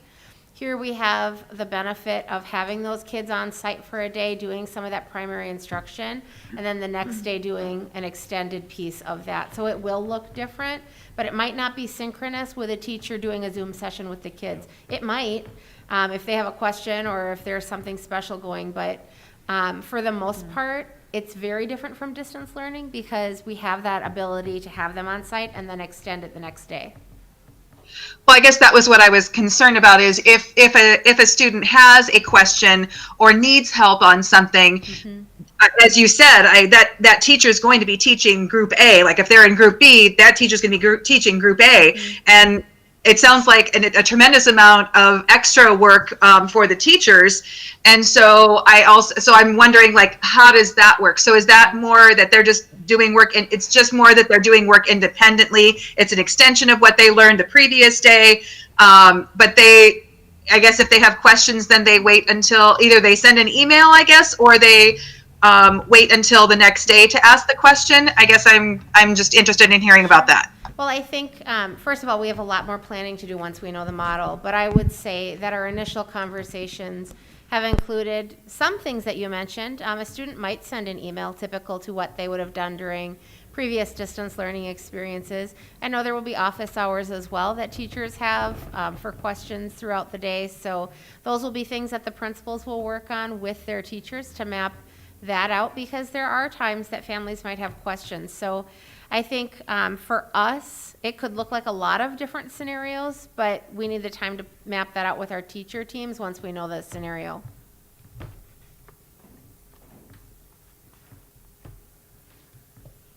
Okay, other questions for Ben?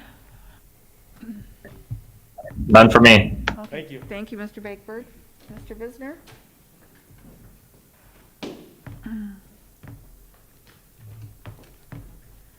All right, good evening.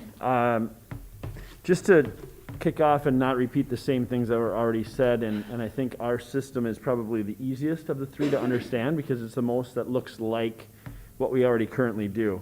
But just to give you a little background, we met with all of our staff in small groups the last week of school, so of the 2020 school year or 1920 school year, and talked about some of these different scenarios. And then we did 2 Zoom chats over the last 2 weeks, kind of throwing out different scenarios from hybrid, distance learning, all the different pieces to get some feedback. And so we were able to get some feedback from our staff on that information. To answer one of your questions, Sandy, and I think this might help picture and hopefully doesn't make it more muddy, but we've really encouraged our staff to look at their direct instruction delivery to be virtual. So if you imagine their pre-teaching is either a Google form to get the kids thinking, and it might be like, what do you know about dinosaurs? And that's not a very good example for high school, but whatever. Or it might be a flip grid or something like that. So that's their pre-teaching. Then they go into their teaching, which is direct instruction, and it could be a screencastify. It might be a 10-minute direct instruction, like a lecture from me talking about the War of 1812. And so now I'm talking about that. And then there's a short formative assessment that lets me know what the students know about the War of 1812. So I can check that and see what students know about the War of 1812. And then the next day when they're in my classroom, now I look and I say, oh, Sandy already knows this and this. All right, Sandy can start to work on that. All right, Rob needs to know a little bit more about this part of War of 1812. So we're going to have Rob over here, and I'm going to give him some extra support on the War of 1812. That's what I envision our teachers doing with this, is kind of giving all of that instruction as virtual. And what that will do also is no matter which scenario we're in, they already have that information set up so that if we switch quickly from in-person to hybrid to distance learning, we have all of our contents already there, and we're not having to change on the fly with that. Does that make sense? Mm-hmm. So that's a lot of talking that doesn't have anything to do with my plan or our plan, but maybe give some more information on that. One other thing, just as we go into ours, obviously in our scenario, A and B groups will be divided by alphabet. Again, same thing, we'll look at households in case there's students who have different last names that live in the same household. We want them coming in on the same day. Classrooms will be at 50% capacity. Remember, again, just like in the other buildings, we have more space that is not classrooms that we can use, including the commons, the gymnasium, the multi-purpose room. All of those areas will be used as auxiliary classrooms throughout our learning days. Right now it says that we're going to start looking at starting at 9 a.m. That's really dependent on what the bus routes look like. I mean, that's just what we've kind of got thrown together for right now. That could change to be a little bit earlier, depending on what bus routes look like. We already talked about the special education pieces, and then our students would go through their normal schedule. So we have our master schedule already put together, so our students would follow their schedule.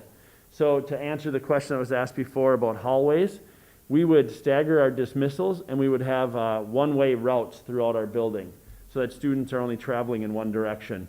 And we will have a 10-minute passing time to increase that time for students to meet their needs, whether get water, go to the bathroom, and just to travel a full loop around the building if need be. So those are some of the things that we already have in place. Our Fridays, Ben talked a little bit about music. Our Friday will be a time where we will bring in all of our music students. And because we have less students in the building on those days, so let me back up. Fridays will be a virtual day for everybody. So students will have virtual assignments in their classes. But some students will be invited in because they are a music student. Let's say they're band or choir. But because we have less students in the building, we will have the gym available. We will have all of the auditorium available. We will have spaces that are big enough for our kids to still be socially distanced and safely work together and collaborate. Another example would be our CIS Lit class. I think has, I don't know how many students it has in, but they're split between 2 days. So when that class is driven by lecture, or not by lecture, by discussion. So those students would be able to get together and have full group discussion versus just half of the class at a time. So some classes will use that time.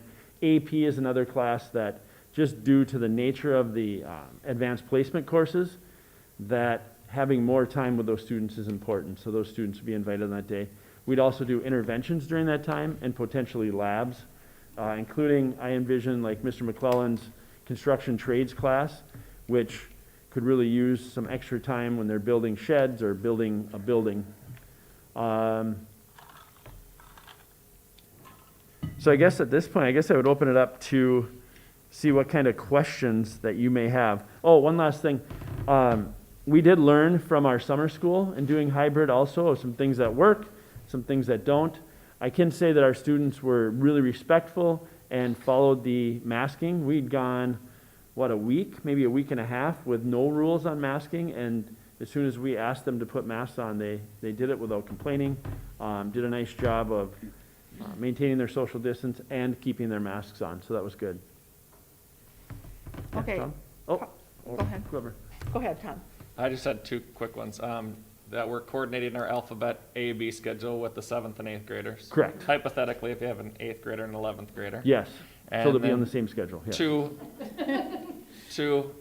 Except at Ryan's house. right, except at Ryan's house. Two is just putting you on the spot, Jeff, since you're the last one, but a lot of people think that we make decisions in like 5 minutes and there's not a lot of background. If you could put a ballpark number of hours put on collectively by the group, just collect just a ballpark. How many hours are literally spent on this process? I want people to understand, like, this was not started last Thursday when the governor said his thing and ends tonight. Well, Tom, we've been working on this since May. Right. I mean, we've been working on this since May, and, well, the board has turned around now, but on that board is where we started the whole concept of this. There's, as some of you know, in the district office conference room, there's papers of the posted paper. I mean, we've, I would say that, yesterday I spent probably 6 hours on this. Just yesterday. Yeah. Yeah. Just. I just want people yeah. to understand as it gets reported too that this is this is a monumental effort that's Yep. been occurring. Yep. And even before that, probably when we first hit this in March, when we did our distance learning the first time, looking at this as a possibility for Yep. the fall. Yep. And this has been just a monumental undertaking. And I really, to everyone in the district that spent the time on this, really kudos to you guys for the amount of time, effort, and passion that you guys have put forth in this. And I have to say too, our staff has been awesome in emailing with questions or calling or texting and having us think about things. You know, and there was an example that came up. The cat texted me on something and I was like, I hadn't thought of that. So I texted a couple of my friends that are highly involved in the principal's world and the MASSP, and they're like, wow, I hadn't thought of that one yet. And so then you got to think about it and process through all those pieces. So it's, you know what, it's a challenge, and we know that it's going to be hard on our families, hard on our community. We're in a pandemic, you know, so I mean, it's hard on everybody, but, you know, we are doing what's best for our kids and our communities and our teachers. Yeah, Thank you. thank you. I have a question related to the intro to education classes and some of those classes that we have from our summit programs. What's that going to look like? Because doesn't part of that have some instruction time within the elementary school as well, or in the middle school, depending on what grade level Yep. you want to focus on as a student for that class? Yep. I can There's- see Aaron popping up over there. Yep, there's field placements that are involved in some of our different activities, and there's some, you know, we haven't talked a lot about field trips, but we have things in place for those. Go ahead, Erin. So for Intro to Ed, they do need 25 hours in a classroom setting, but what that classroom setting can look differently. So I'm meeting tomorrow with Normandale on concurrent enrollment, on specifically for Intro to Ed, but already talking with Lynette. We are a paired course, so freshman composition really won't be impacted by this, but Intro to Ed, that piece really will. And she's definitely open to having students doing online learning modules. You know, when I'm just thinking about this, I'm thinking about having my students taking some of the burden off of the elementary and middle school teachers, creating these online learning modules, doing the screencastifies, doing some of this instruction, and sharing out with the students that way. You know, and hopefully we can have them in the different classrooms too, to get that face-to-face experience, which is a huge part of Intro to Ed. So keeping social distancing numbers in mind, having our students go out and still working with those students, especially when in small group pullouts, things like that, which they already do. So we got lots of plans in place for Intro to Ed, don't worry. And I can Quick tell question, you, will they still be able to do their capstone presentations, Erin, do you think? Yeah, I mean, that's in January, so we have some time to really look at what the protocol is at that time. But definitely, even if it is more of a virtual presentation, it'll definitely be the same type of situation, just perhaps in a different environment. I just look forward to those every year. They are amazing. And I think that I would hate to lose that piece. So I'm glad to hear that. Yep. Thank you. You won't, don't worry. So I presume the medical careers class is kind of on hold as of now, or, We'll see. that's, I mean, yeah, we until saw we know if the, 6 That's months very ago. much out of our hands, where Intro to Ed, we can have some right. control on how that looks. And I can speak from a standpoint of having a wife that works in teacher education too, and Pelsby, which is the teaching and learning board that decides who gets their license. They know that this year for student teachers in the fall, it could look completely different than it ever has before.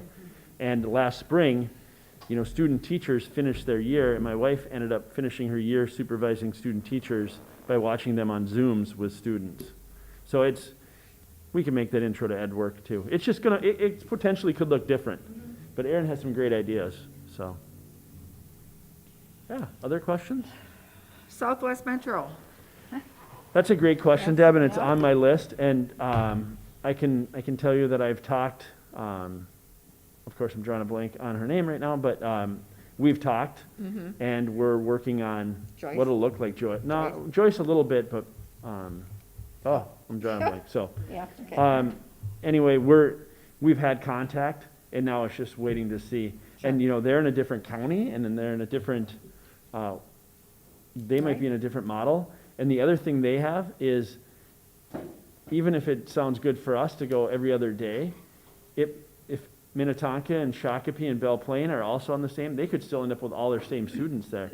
So they have to look at that piece too. Right. And they may just say that Jordan kids are coming on Mondays and Tuesdays, that's it. And then our kids, if they want to go to Southwest Metro, then they have to adjust. And they may spend their first 2 hours of the day at Southwest Metro and then on a Monday and then go home for the rest of the day because that's not their in-person day at Jordan High School. So we'll have to be creative. And I hope we can get them over there, and that's a piece we have to still talk about with, we are not, at this point, we don't have a bus funded for Southwest Metro too, Right, which might work out to our favor because busing's going to be hard anyway. yep. Good High question. school questions. Questions for the high school. I have another one. Sorry. I have a lot of questions, obviously. Well, I'm going to give a hypothetical question, Jeff. It's not so hypothetical. But on Fridays, so you're talking about like kids who are in band and who maybe have those AP and CE courses. What if you have, because it says that you end at noon for that day. Is that correct? That'd be correct. It would be shortened day, yes. Okay, so if you have a kid, hypothetically, who's in band, who's in AP World History, who's in Intro to Ed and CE Spanish, how will that, will that be enough time to get everything in?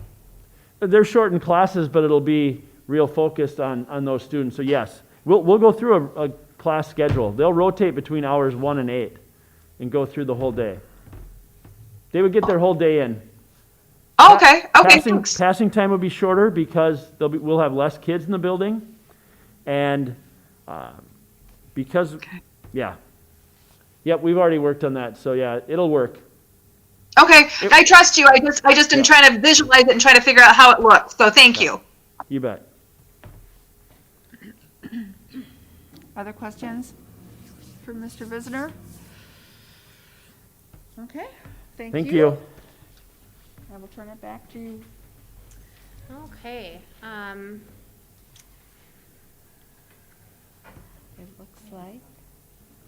Here, Ms. Ardita. Yeah, I am not seeing her slide on virtual learning on here. Sorry, I have it. Okay, good.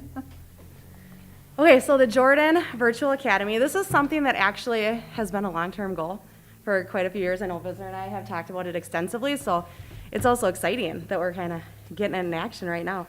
But the Jordan Virtual Academy will be a fully online enrollment option for families K through 12, so across the board. The students will attend school online each day and work with teachers to complete the learning activities, both teacher-guided and independently. And these activities mirror the same standards, concepts, and graduation requirements as the in-school counterparts. However, the delivery will be adapted to the online environment. They'll be taught by Jordan public school teachers. It's aligned with our curriculum, our graduation requirements, our standards. The learning model will include synchronous, whole group, and small group collaborative instruction, coinciding with that asynchronous individual work time, independent work time. And it's designed to meet the same high-level academic rigor presented in the traditional classroom, even though it'll look a little bit different. And Kat has already created kind of the website to look for registration and some more details on it overall. So at the elementary school, there'll be that kind of just a brief little overview in each building. At that elementary school, sessions will take place at regularly scheduled time each day. That morning meeting component will still be there. Synchronous offerings across the board where students can share with each other, have a group activity, kind of set the learning path for the day.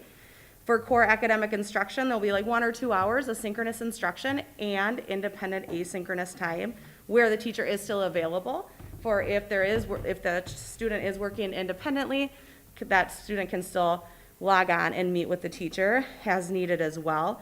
There'll be specialist instruction rotating between music, art, PE, and it'll just be the same type of learning models, whole group, independent group. And at the elementary, we're looking at learning communities based on numbers. So it could be a K1 group, 2-3 group, whatever it may be. And that'll all be dictated by enrollment into the virtual academy. In the middle school, same thing. You'll have that advisory time in the morning where the students and teachers can touch base together. Again, that's synchronous, set the plan for the day. Core academic instruction, again, whole group instruction, synchronous instruction with that independent small group asynchronous work time. And there will also still be the exploratory, where students will rotate through FIED, art, technology, and physical education. In the high school, same thing. We're combining all the models where the students will, again, have that advisory meeting to set the path for today, that core instruction, and then still have the choices throughout all the core content areas. So any of those graduation requirements, those core graduation requirements will still be offered in the virtual academy, along with a myriad of electives. And we definitely looked at, when we looked at electives, finding those electives that really mold well to that virtual environment and still meet the needs of the students. So that is a very quick overview of the program, but again, it's just offering those students that elect to stay in that virtual learning environment for whatever reason, whether they just love distance learning, there's a medical reason, that they still have the same options as our on-site students. And there's a bunch of frequently asked questions, can students take 90% of their day in the virtual academy and come on site for a course? Yep, absolutely. So there's flexibility within the virtual academy as well. Wow. Oh, and students still have access to our activities, athletics, activities, all the offerings that a regular Jordan student does have. Chromebooks, all that.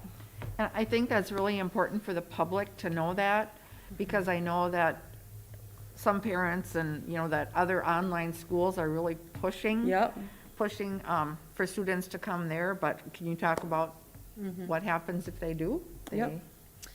Yeah, actually, and I know Joe is on, and he probably would be best to speak to it, but there are eligibility requirements and rules. I think it's linked to the 9th grade year. Joe, are you available? Maybe not. It Okay. is linked to the 9th grade Yeah. year. Where they start their enrollment in 9th grade is where they're eligible. And Jeff probably yeah. knows too. Yeah, so if they were to already be at Jordan High School, let's say that they're going into their sophomore year or above, and they were to go to a online school outside of the Jordan School District, there would be eligibility issues that they would have to work with, and they would need to contact Mr. Perko right away. If they use the Jordan Virtual Academy, then none of those things are an issue, and they will be eligible just as they always would. They're a member of our high school or whatever building. Yep.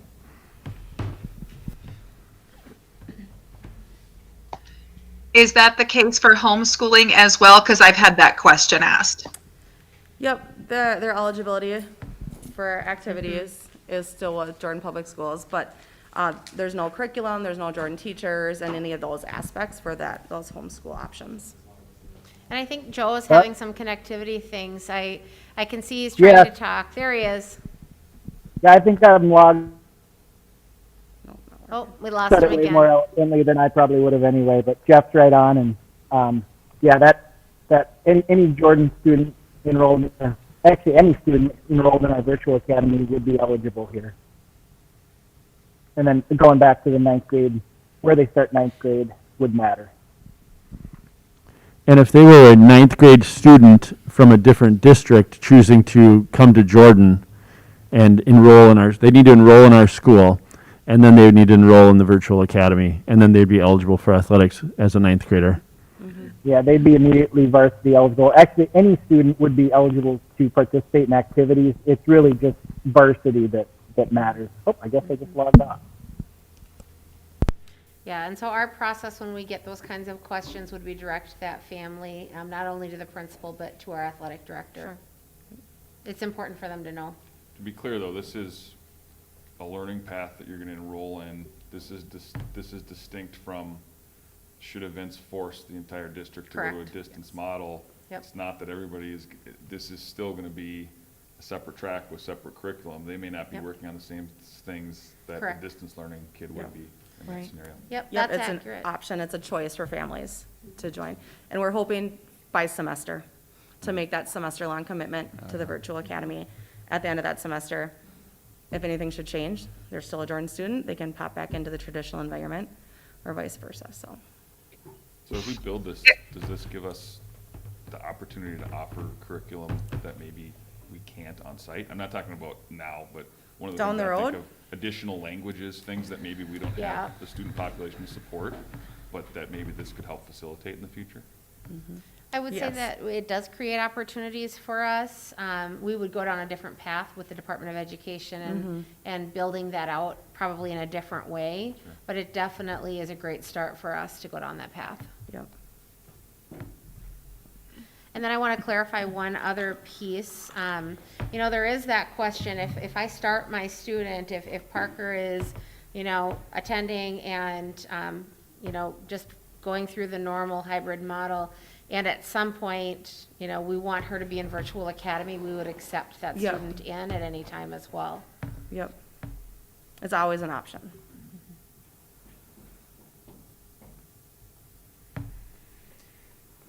Is the reverse true as well? I mean, I know that makes it really difficult, but is it, you know, if a student decides, oh my gosh, you know, now I really, this isn't working for me, I really want to get back into the classroom, then are they allowed to switch from virtual learning to whatever model we're in at the time? Yep, the Department of Ed, actually, that was a question that came forward. And of course, we would want to prioritize the individual needs of a student that would come forward. So the answer is yes. And we would really want students to consider that semester piece just for their own consistency, because it is different curriculum, so there could be gaps in their learning. So we would want to encourage the semester-long commitment, but understandably so, we would honor individual needs. Sorry, I have so many questions. Piggybacking on that, so if you have a student who has, for instance, some high-risk factors in their home or themselves, and they are wanting to take college classes, they are wanting to take AP classes, how does that work? So right now, those classes are not offered as a part of the virtual academy. So when we looked at some of those electives, we really looked at the electives that can transfer to that virtual environment more cohesively. And then also, you know, looked at how many teachers are available that teach those classes and so forth. So a lot of factors come into play. If we, you know, attempted to offer our entire course load, you're looking at hiring, you know, 5, 6 FTEs at the high school level in order to do that. So we really tried to look at those electives that best pair. So the options would be to come in for that one class, and if that doesn't work, you know, look at the next year or really look at it in a case-by-case situation. And I would say that's not unique to Jordan. I know many area districts that are building out their virtual options. Some districts have, Erin, am I right, like 2,000 course offerings? Yeah, and like 35 offered in the virtual academy. And they are paring it down and doing really well with 35 really good core options. And I will say, while we want to be everything for every family and every student, we also have parameters and constraints with what we can do really well to support. So families will have to make individual choices as well to meet their needs.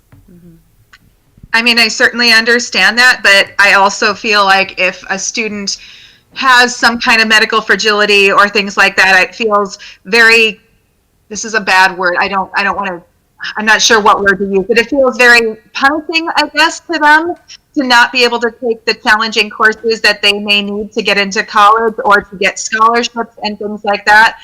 And I totally understand the scheduling piece and the hiring piece and budgeting. I 100% get that.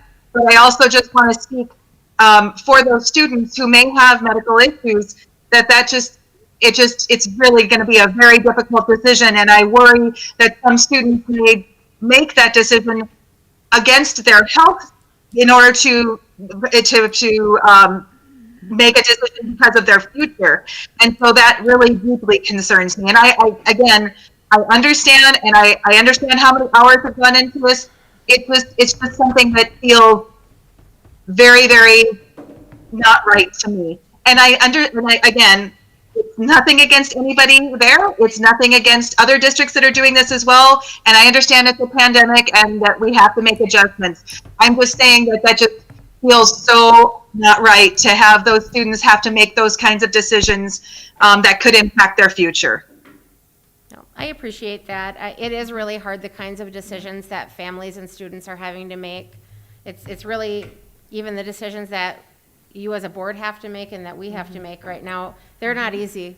And so I agree, it's really hard, so. And we certainly want to keep as many students as we can here, but there may be an individualized case where PSEO or a different option might be their best option, not that we want to lose them, but I think, thank you, Erin, for your work on this. No, you can stay there. I'm thanking you. I really appreciate it. I know we've been wanting this virtual academy for a long time because I think that it's probably the way of the future for some of our students, and I Yep. really appreciate the work you've done on that, and I think it's, it sounds like a well laid out plan. Thank you. So, thank you. Other questions for Erin? I just want to pipe in again. Sorry, I don't have a question. I just also wanted to say thank you that my comments are in no way a reflection against anybody in the room, and it's certainly not against you, Erin. It's just a frustration of mine that this is what it's come down to. So I know you've done a phenomenal job, and I just want to thank you for that.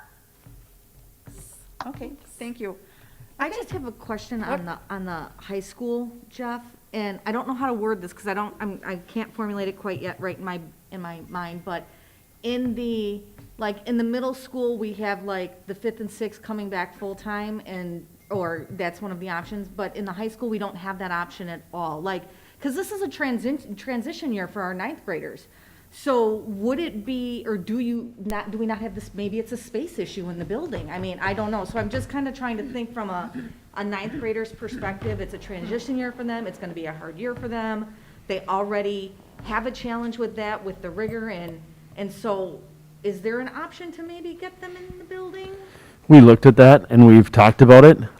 It's a space issue because if you bring in every 9th grade student, we don't have that same setup where we could have the glass walls or the open garage doors or those kinds of pieces. So I'll just use an example. So Mr. Beckman has 35 kids in his classroom. We can't have 35 in the room. So now we have to put it in that room and Miss Peters' room, let's say. So now we've got freshmen in those two rooms and we don't have the staff. So then Mr. Beckman really realistically would have to stand between the two rooms and try to work with two rooms so that they were below, and really at 35 students, we'd still be over our number of students that we could have in a room, because our rooms hold about 16. Complete space issue Yeah. and design. Yeah. Okay. Yeah, it is design and space. It's just one of the challenges of ours. But we did look at that and we talked about it, and we will still try to do a couple different things with our freshmen to get them in and get them orientated a little bit more than we will with the rest of our students to this new environment. Okay. Yeah, it's a great question to learn. We have talked about it. Thank you for bringing that up. Yeah. Thank you. Okay. And then I had another question related to, I think you mentioned it, the numbers, like a certain percentage of our population is comfortable with sending their kids back, and we have a certain percentage of the population of teachers that are comfortable with coming back. Has there been any type of talk or discussion about, how do I say this, those that are comfortable with their kids coming back and having those teachers with the kids that want to come back versus those teachers who want to be virtual and those parents who want to be virtual? If you had So, yes. 60-40, Yeah. would that open up capacity in the buildings? So, yes, that actually, that's where we want to be able to drill down and get, but we have to make decisions first. So Okay. that's the urgency for us, narrowing down a model, because then we can communicate to the public what that model is. We can also open up registration then for Virtual Academy, which will then tell us how many kids are actually going to be in our buildings and how many will actually be virtual. That also opens up time for us to work with our staff to let us know, yep, I have no concerns, or maybe I have, medically fragile, condition that I need to consider, and then they can work through their professional options as well. And so it's, I think Melissa said it best, where it really depends on a number of decisions that have to be made. And the first one is, what's our model? So we can communicate to the public and our staff. We can open up registration, see our numbers, and then we can try to the best of our ability to pair any staff that may not be able to come back in session, but they might be able to do the virtual piece. So it's all related, Lauren. It's super complicated. I wish it was just really easy black and white. It's just not. So, but yes, that has been an extensive conversation that we've had ongoing. Okay. Yep. Okay. So. Can I add one more thing, Renee, Oh. that I forgot about that I'm really excited about, that we've talked about for a couple of years? Because of the way our schedule is going to work and because we're not going to eat in the lunchroom at the high school, we're going to finally create our power hour where we'll have, so I think Connie, you remember, look at Connie smiling up there, we can see her power. So the students will have their advisory and their lunch together, and they'll have like a 55-minute block. And so they'll do their advisory and their power, so they'll get some opportunities to explore in some different areas. That's our goal with that, but it's going to be a kind of a dry run in a smaller setting right now. So for those of you that don't know what power hour is, it's a hour-long lunch where they do, it could be homework, it could be their ramp up to readiness, some other activities, and then it's also their lunchtime too. So, yeah. Sorry, that's all I needed. Thank you. No, so I guess the last thing I'd want to just communicate is just to reiterate that communication to the community is so important. As I shared earlier, the state requires us to communicate at least a week before school. I think that'd be really tough for us to do that to our families. Also really tricky with, transportation and all of the decisions that we have to make. I will say for districts that want to do something less restrictive, so for example, if you're a district that has been designated, base learning plan's going to be distance learning, but you want to do something else, you have to have special permission. And those regional support teams are the starting point. They're not available for anybody until August 24th. That's tricky, but that is the date communicated. Thankfully, we are not in that position, I don't think. MSBA recommends communicating a plan. I sat in a really good session. They held them on Friday and Saturday, and I was able to watch on Saturday. And one of the things they recommended was make your decision, communicate a plan, but be really clear that everything's contingent upon data. And so we'll always be watching that 2-week data piece and communicating that out as needed. The other thing that it does is it really gives that time for families and our staff to plan, for us to get registrations in as we need that.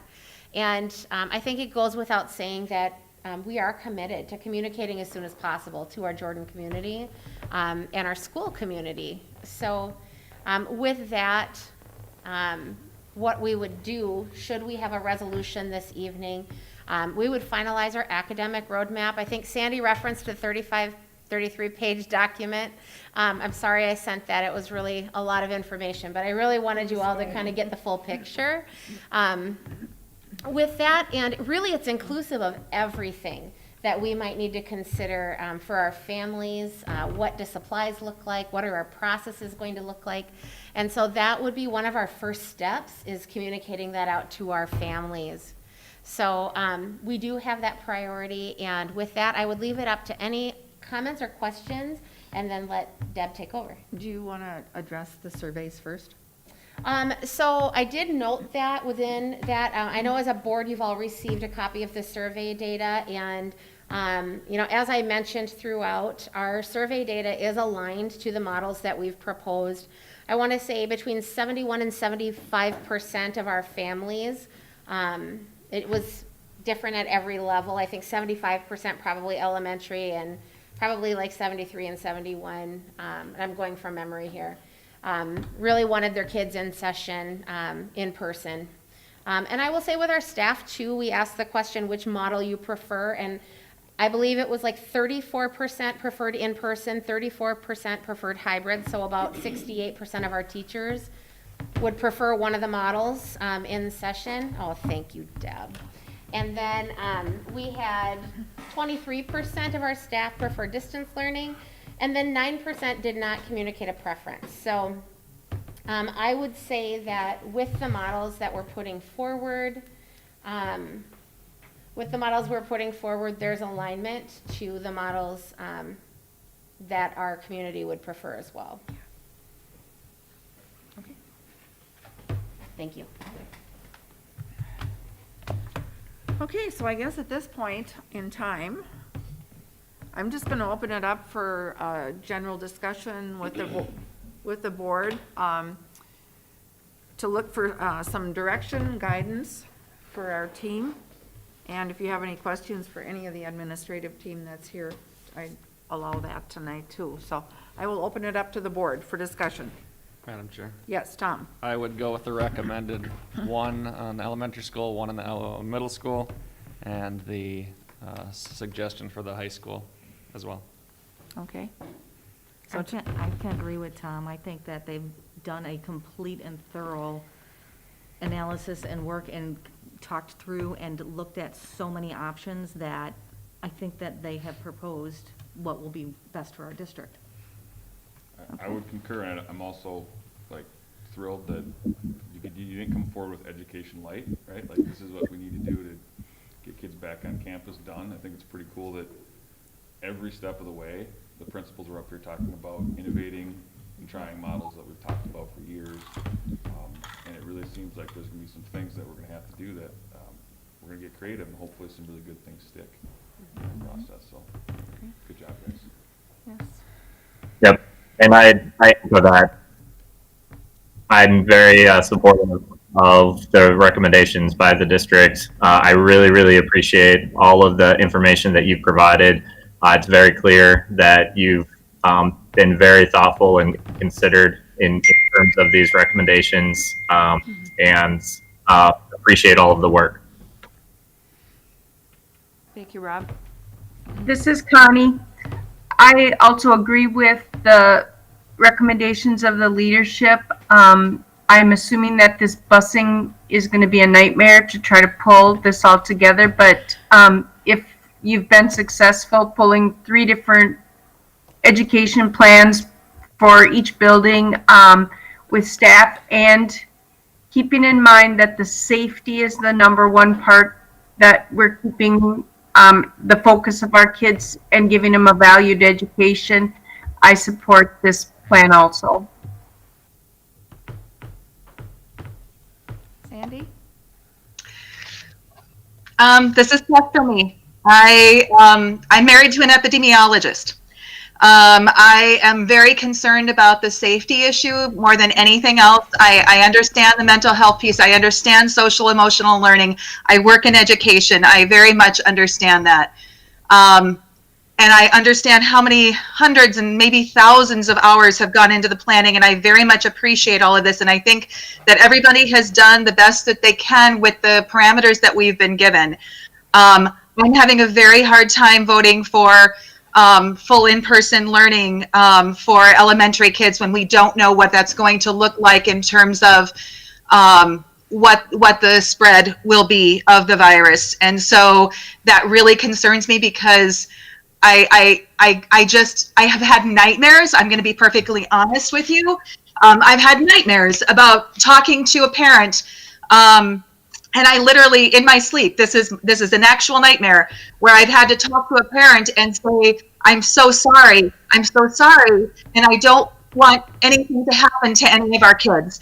And I understand there are risks in life. I understand that. But I don't, in my heart, I don't know that I can, in my conscience, vote for a plan that brings kids back full. And I know that it's technically a hybrid model, and there's distancing and all of that, but I'm just super concerned, and I don't know that I can vote that way. I do support the staff. I absolutely support the administrators, and I understand this may not feel that I am doing that, but I, in my heart, cannot in good conscience do that. Okay, thanks. Thank you, Sandy. Thank you all for your input. This obviously, fellow board members, is probably the toughest decision that we will ever have to make as a board. I hope we don't get any tougher ones than this. I want to commend our staff, all of the staff, including our teaching staff that helped, gave input, our administrative staff. The number of hours, the thoughtful process that went into this for the last several months is beyond comprehension. And I think we as a board need to weigh several things. The health risks, I'm very impressed by the process that they have lined up for cleaning and social distancing and classes not crossing. I think we need to consider strongly the survey results from our parents and our staff. And because it's overwhelmingly, they want their kids back in school. And I think we need to weigh the risks of knowing full well that if we don't bring our elementary kids back, some of those kids will probably be home alone.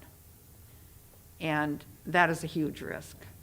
Some of our kids are probably in the not best situations at home where school is their safe space. And I guess that's the risk we as a board have to decide, if we're gonna take that risk. So I am in full support of option one that was presented. And so I believe, do you all have the resolution in front of you? It's quite lengthy, but I believe in this case it's probably important that we realize what we're voting on in the resolution, so I will go through it. It said the adoption of a base learning model for the 2020-2021 school year and other COVID-19 related matters. Whereas Minnesota statutes section 123B.09 vests the care, management, and control of independent districts in the school board. And whereas the superintendent of Independent School District 717, hereinafter the superintendent, is responsible for the management of the schools, the administration of all school district policies, and is directly accountable to the school board. And whereas when responsibilities are not specifically prescribed, nor school district policy applicable, the superintendent shall use personal and professional judgment, subject to review by the school board, pursuant to the school district policy 302, superintendent. And whereas on March 13th, 2020, Minnesota Governor Tim Walz issued Emergency Executive Order 2001, which declares a peacetime emergency in Minnesota in response to the COVID-19 pandemic. And whereas on July 30th, 2020, Minnesota Governor Tim Walz issued Emergency Executive Order 2082 and the Safe Learning Plan for 2020-2021, the Safe Learning Plan, which set forth 5 learning models: in-person learning for all, in-person learning for elementary students, and hybrid learning for secondary students, hybrid learning for all students, hybrid learning for elementary students, and distance learning for secondary students and distance learning. And authorized all school districts in the state of Minnesota to select and implement an appropriate base learning model in accordance with and subject to the Safe Learning Plan.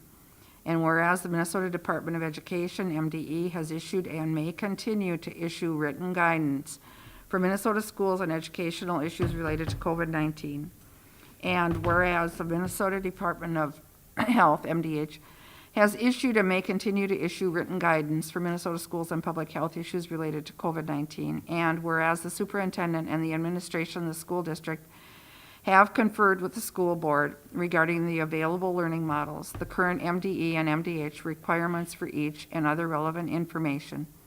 And whereas, based upon the collective consideration of these factors, the superintendent has recommended to the school board that hybrid will be the base learning model to be implemented at the commencement of the 2020-2021 school year.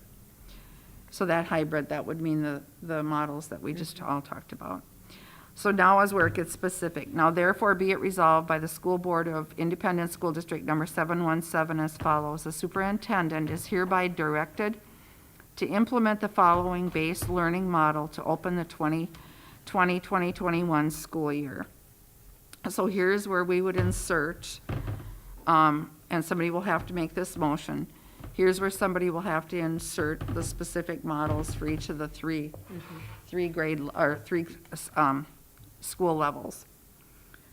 And then, school districts may wish to consider designating a district-wide learning plan, okay, or separate building-specific plans.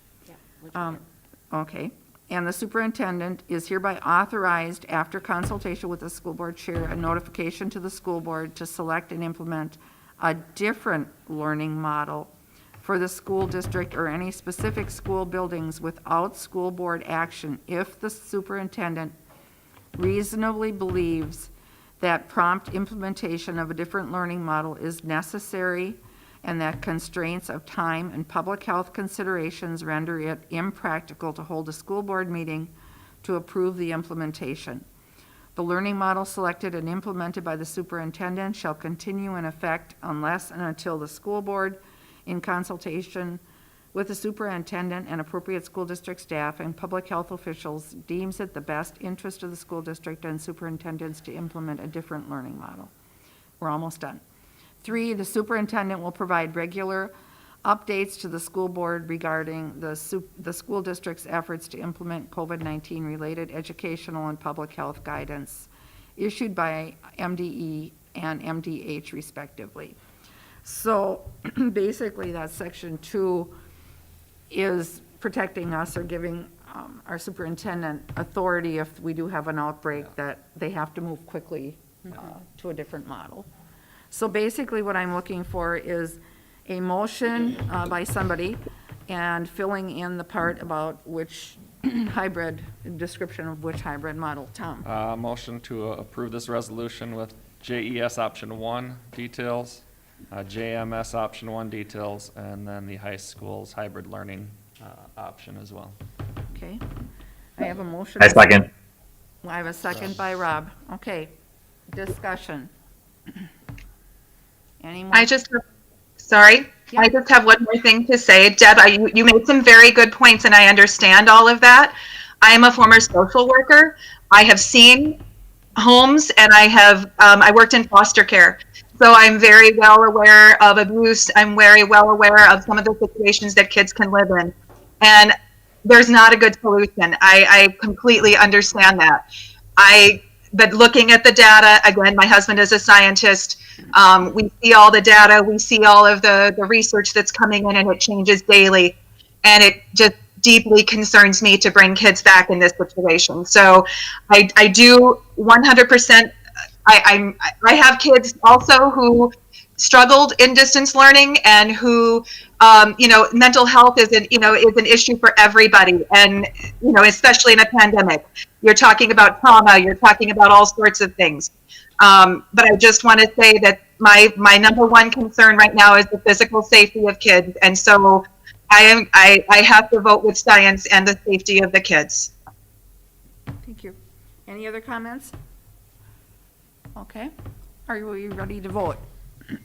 Okay, roll call, please. Deb Polly, Yes. Tom Vogel, Yes. Sandy Burke, No. Connie Hennon, Yes. Lauren Pedersen, Yes. Rob Langheim, Yes. Ryan Dainert. Yes. Motion carries. Just one more thing. I want to thank our superintendent. You have done a phenomenal job on pulling this together. And Kat, I know that you're going to be a very busy lady. I think the presentation tonight to our public, and I hope there was a lot of public on watching, hopefully gave them confidence in where the district is going and knowing that it's difficult, all districts are struggling, but I believe that Jordan has a good plan, we have a phenomenal staff, and I just thank you all for that. So, Thank you. any other comments? Okay, Move to adjourn. we are adjourned.